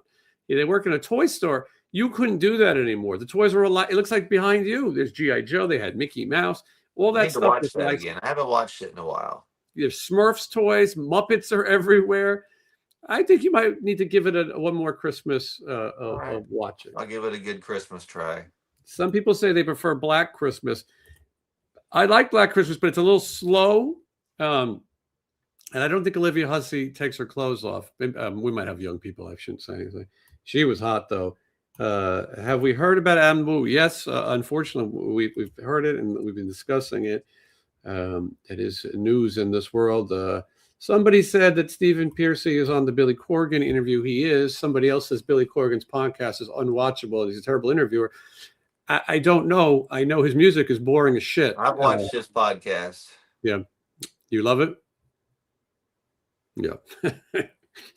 Unless he calls you. I mean, he gets a lot of cool guests, but they go on because of who he is, but that doesn't mean he can do a good interview. He just kind of cuts people off, and he did a couple awkward things. Like I saw him like interviewing like Stone Temple Pilots. He goes, "Oh yeah, that part in your song, that's from a Smashing Pumpkins songs. Like Scott stole that from Smashing Pumpkins." And they're all going like, "Oh really?" He goes, "Yeah, the part when blah blah blah blah," and they're all kind of looking at him like, "Well, sorry."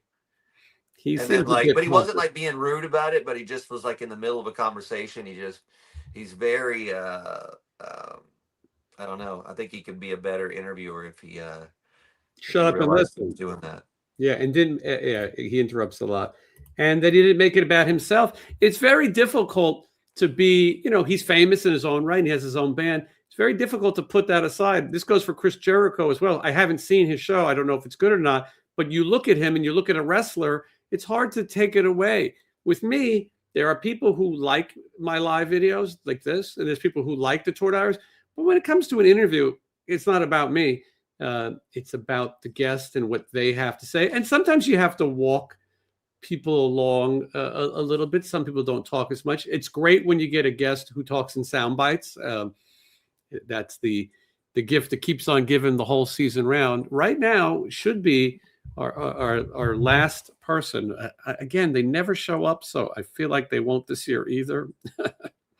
Yeah, somebody said right here, it said John 5 was too nice to Billy. He interviews John 5, and in the middle of John 5's Marilyn Manson story, he goes, "Oh yeah, well I was around during that time, and I know, and blah blah blah blah, and I wrote this and did this and blah blah," and it's just like, what?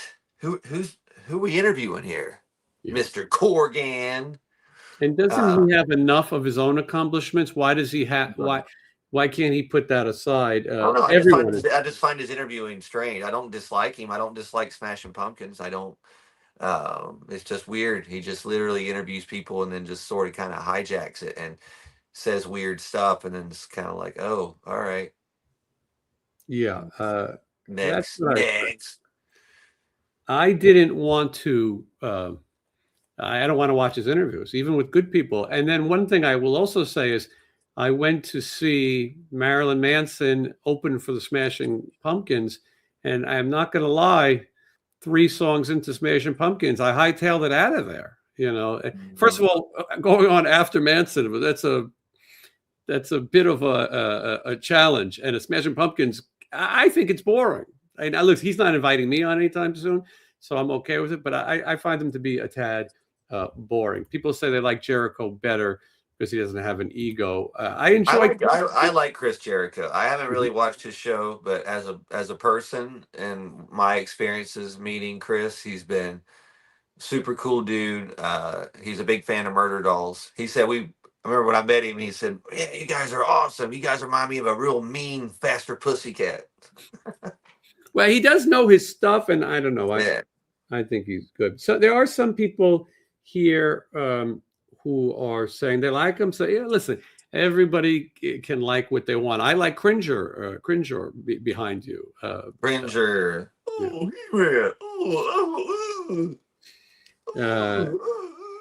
I hate Cringer. I hate him. Do you know that the voice of Cringer is also the voice of Skeletor? Did you know that? I believe it. And he's also the doctor who put together the $6 Million Man, Alan Oppenheimer. A little bit of trivia. So let's see. I'm going through these comments. We've had such a good time. Why does when Prince Adam turns into He-Man, he just instantly his voice just changes. He just says like he talks like this. Oh, I'm Prince Adam, and then all of a sudden I'm He-Man. Testosterone. Yeah. How's it going? But he's already big. So what happens? What? I don't know. Yeah, we might have to write a letter. I know. When he gets that sword in his hand, like maybe it's like maybe when I hold a sword, I just talk like this. Yeah, hold on. I saw a video that I don't know if I sent it to you, but I sent it to Jack. Thank you, Dave, for gifting that membership. There is a video of Steven Seagal jamming, playing guitar with a blues band live. Yes, I know about it. And I've seen a lot of videos of him doing, because he doesn't play with a pick. It's real weird. He plays like a Firebird, and he kind of just thumb picks everything. And he can play guitar. But what I found amazing was in the middle of the song, he stops. He goes, "All right, what we gonna do? I'm gonna turn the mic over here to this," and he full on went into speaking jive. And I think BB King's behind him, and you see his eyes kind of go like it's a pretty amazing moment. It's like he literally turns New Orleans, a Cajun talking like a Southern black man. Yeah, it's much like on the Dewey Cox movie whenever he has to take over for the guy at the black nightclub, and he goes, "I'll do the whole show for you. I'll do it just like Bobby. It'll just be me doing it." But in the comments, somebody goes, "Oh man," he goes, "he just full on did a Barbara Billingsley," and I lost it. So the comments were excellent on that. A lot of people would like to see Wednesday 13 on the Chris Jericho Rock and Wrestling Cruise. He would be great on that, and he would also be great on the Monsters of Rock. There is a campaign. Just added a bunch of bands onto their. I thought they were booked up. What's up? Give me a call. There is a campaign going on. It's on the Facebook group. That is how you get a hold of them. And there is a campaign. Have you seen it Wednesday? People are campaigning. They're created by me, I should point out. But there is a lot of people went on there and started spreading their interest, and a lot of people agreed. There's a lot of people who want to see. I wanted to be on that because we had the time off to do it. Now my band's all my guys got other stuff going on, but like I saw they just announced like 5 other bands, and all those bands that they just announced are bands that I play with in Europe. It's crazy. It's like they're putting everybody on this cruise that I play with, but they won't. I heard they told my agent they just passed on it. I don't know why. We got to keep. But we sound even better on water. Yes. Oh, absolutely. Everybody sounds better on water. I mean, you've heard us on land. Hear us on water. It is totally different. You just don't want to be heard on ice. Twisted Sister. We played on ice. Twisted Sister reunion thoughts. Eddie Ojeda will be here soon to talk about it. I was going to bring him on today, but this Christmas special is for quick hellos and pleasantries. I didn't think there would be enough time to interview about the reunion. All right, here we go. I think Wednesday we're going to have a treat, a holiday treat. This is many years in the making, and it's never happened. I think this time it will. Here he is. When I think of Christmas, I think of Santa Claus, and I think of this man. It's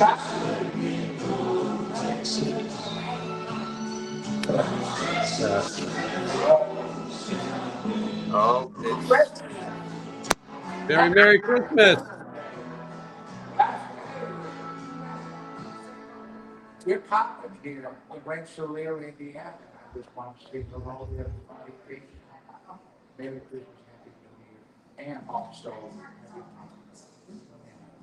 Thank you so much, Stanley. A very Merry Christmas.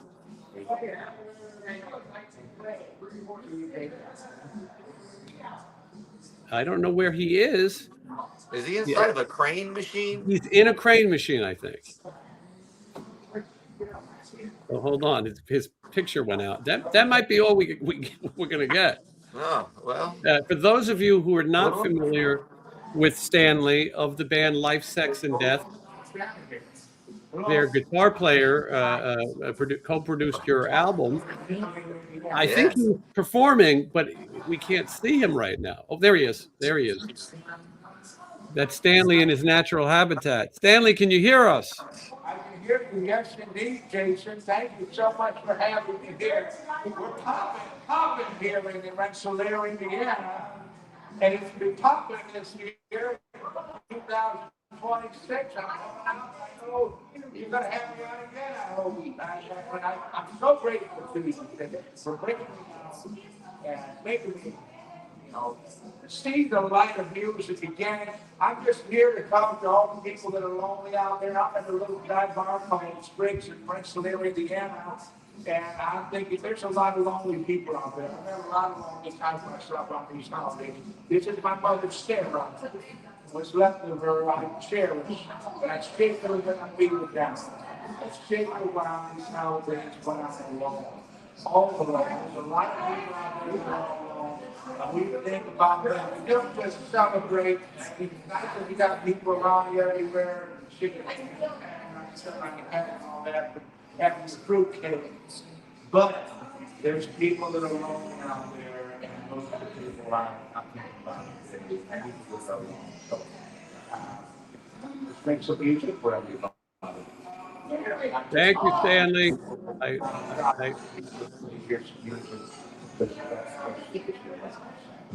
Have a good one, guys. Welcome to Rensselaer, Indiana. We're gonna talk again from here again. This little dive bar called Springs.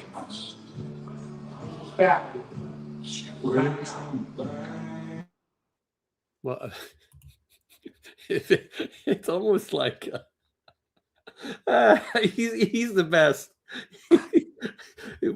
Try to guess what's real and what's not. He's the best. I mean, I heard Hank Williams Jr. in the background. You heard more than me. I think he's in Indiana. And I think he got a fruitcake from somebody, maybe. I didn't really make out much of anything.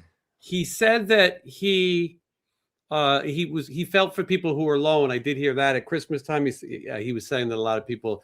I think he might be done. But if he comes back, I'll alert the media.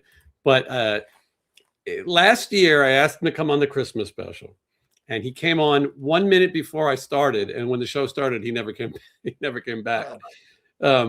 So, for those who don't know, Stanley was the lead singer of a band called Life, Sex, and Death, an incredibly influential band and original and made great music. And for a lot of people wondered what Stanley's story was. Some people rumored he was homeless. Some people, I can tell you that he used to smell terrible, and and he's an interesting character to say the least. But he invented something that no one's ever solved to this day. I mean, did you think we were going to get an interview? Do you think he was going to tell me about what he's up to? I mean, you never know with that guy. I told you, he stuck his hand in the window of my bus outside of the Whiskey A Go-Go, and my merch guy, Shane, almost broke his arm and had to snap him out of character for a minute. And he goes, "Oh, I'm friends with Wednesday." And he goes, "Well, get your fucking arm out of him."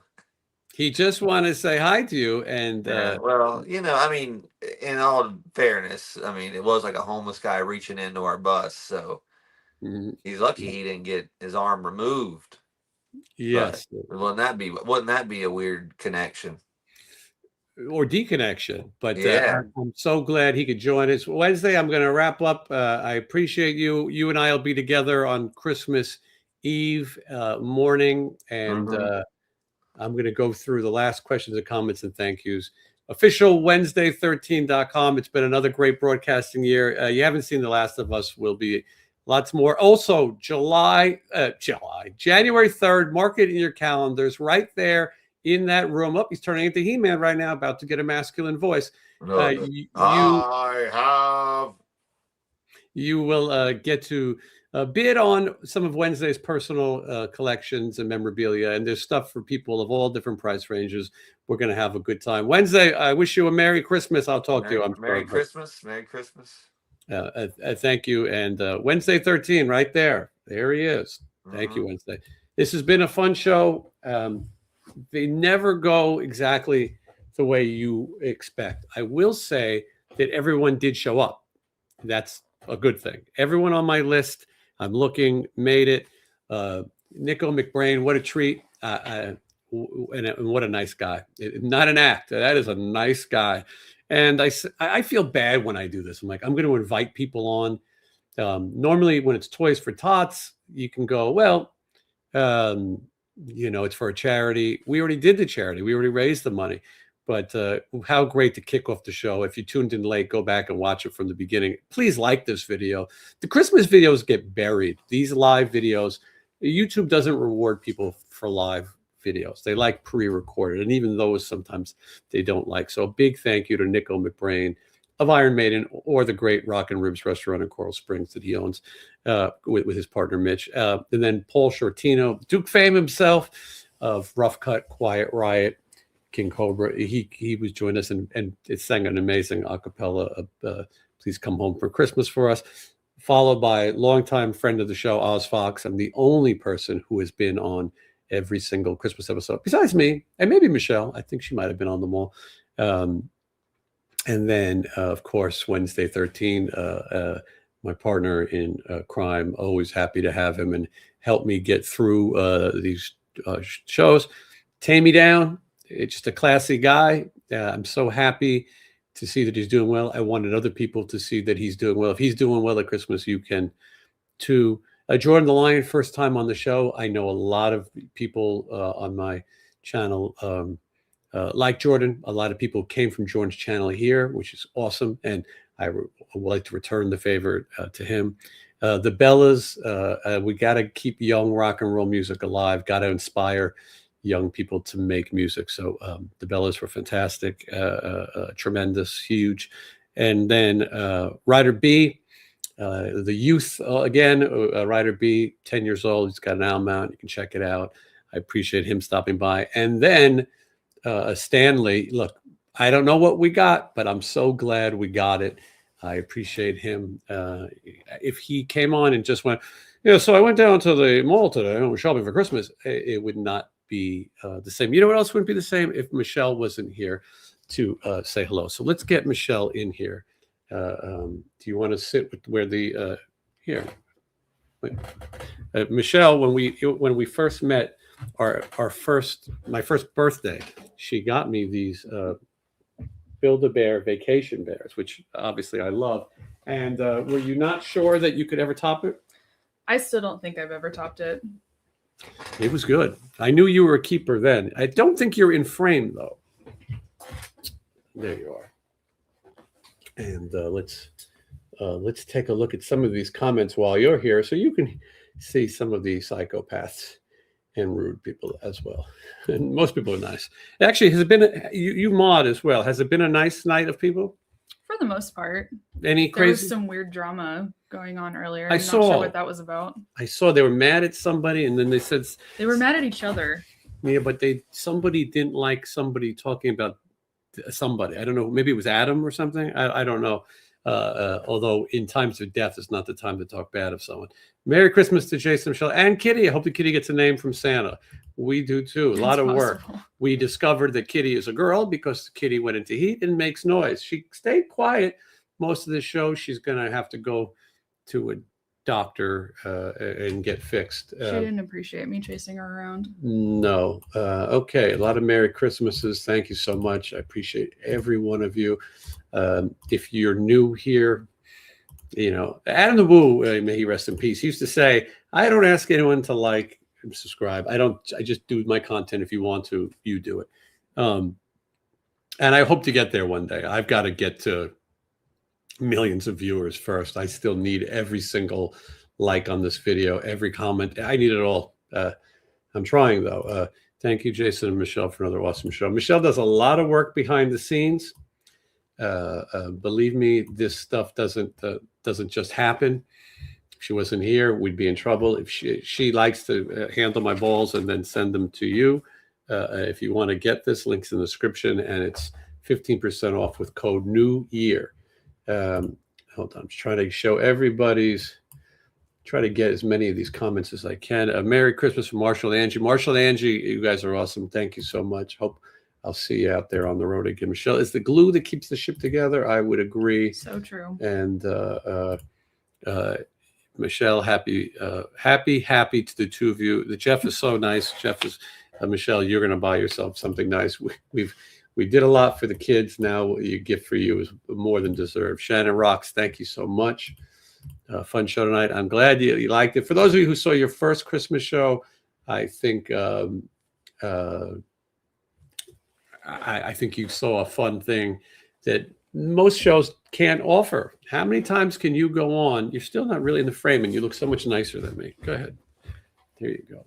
Get in there. There you go. Spread out. All right. You didn't wear your Santa dress. You had it, but you chose not to wear it, huh? Yeah, no. All right. I've got my Mickey Santa. That's good enough. All right. I had to take mine off. It was getting too hot. We appreciate you guys so much. You got, thank you. I'm trying to keep up. There's a lot of comments, and you're all very nice. The content is a big part of my week. I appreciate all that you do.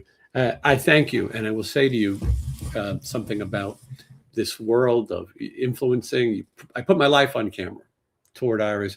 There are people who don't like what I do. There's people who don't approve of what I do. There's people who think they should have a say.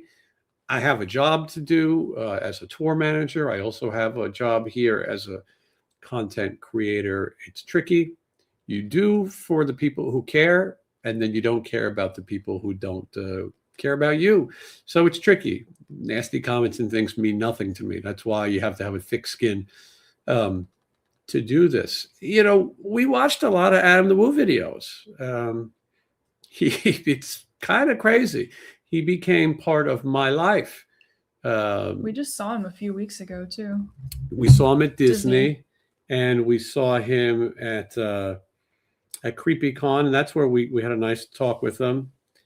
And it's tough because I was like, you know what? And it's a lot of people say it's he's living the life that I want to live too. And I was never jealous. I was into it. I was like, this guy's so cool. And then he got into this foreign travel, and I wonder if he traveled too much. I wonder what happened. Or I wonder if Adam had something. Jordan kind of said he didn't want to go to a doctor. I wonder if he had a pre-existing condition. Yeah, there's that song, Live Like You're Dying. I wonder if he was living. I don't know. I'll tell you what, though. He's inspired me as a YouTuber, content creator, and he's inspired me as just living life. I'm glad I told him that, that we were the same age and that I'm motivated by living. Robin Crosby said when he died, don't feel bad for me. I lived a life of a million men or whatever it was. hard to not feel bad for somebody who's dying. But boy, he lived. He made his dreams come true. And that's why every night when I come on here and do a show, I remember that there's somebody watching who's going through something, and they're here to be distracted. They're here to have a laugh. And that means something to me. Even though it's all seems to be jokes and we have a good time, at the end of the day, there's a purpose. There's a bigger purpose. And I don't want to be remembered just for going. I want to be remembered while I'm here. And thank you, Jeff. Jeff Down is up. 10 more people just got a channel membership. Let's see. Merry Christmas to Jason and Michelle. It was a good year for Waste Some Time, wasn't it? 2026 might see you two schlepping Waste Some Time merch with you on your journeys. Well, I'd like to do live meetups. I'd like to find venues, and I'm thinking about doing it while Wednesday's on tour, because he can come and co-host with me as well, and we can get to see you. Adam did those in the beginning. They got so crazy the fire department would have to shut those things down. But I would like to. I'm so happy to meet every single person who watches this show. And did Dave get one from him, or is he just? I don't know. No, I think he already had it. But I like to see people getting these, and we should all thank. We should all thank Jeff. Down is up 76 for supporting. Let's keep going in the new year. I'll be back. Maybe we'll do a year-end recap. And I appreciate you more than you know. Well, it's a little bit of an emotional day. Oz Fox's story. I've known Oz. For those who don't know the story, I was with Oz when he fell on stage, and he had a problem with his brain. He eventually had a tumor. He had cancer. He's had multiple brain surgeries. And so the fact that he's still with us means a lot to me, and I know to a lot of you. Taime Downe, you know, if you saw my videos on the 80s cruise, you know what he's lived through. And I wanted people to see that Taime is strong, but it's emotional. And then the Adams. So there's a lot going on in the world. I like this here. This is Sharon. You're never promised tomorrow. And that is definitely it. I just keep on living. Let's keep on sharing laughs. We have a community. Let's try to build it even bigger, so I don't have to get a job. And and so we can keep this community. I think at this point, I think we've said it all. If you missed anything, go back and watch it from the beginning. Even if you've watched the video, go watch it again and like and comment on it. That would help this video for other people to see it. We really had a good time. And again, I can't say enough how much I appreciate everyone who was on the show. And you, I say it all the time, but I'll say it again. And then for everybody who watches. So with that said, I wish you all a Merry Christmas. The year is not over. There is new content. Go watch the Robert Brian Wilson interview. Go watch the Carolyn Grimes interview. Go watch Ruby Sue from Christmas Vacation. See where she's at. I got your Christmas fun covered. I thank you all, and I wish you a Merry Christmas. Merry Christmas. And we'll see you again.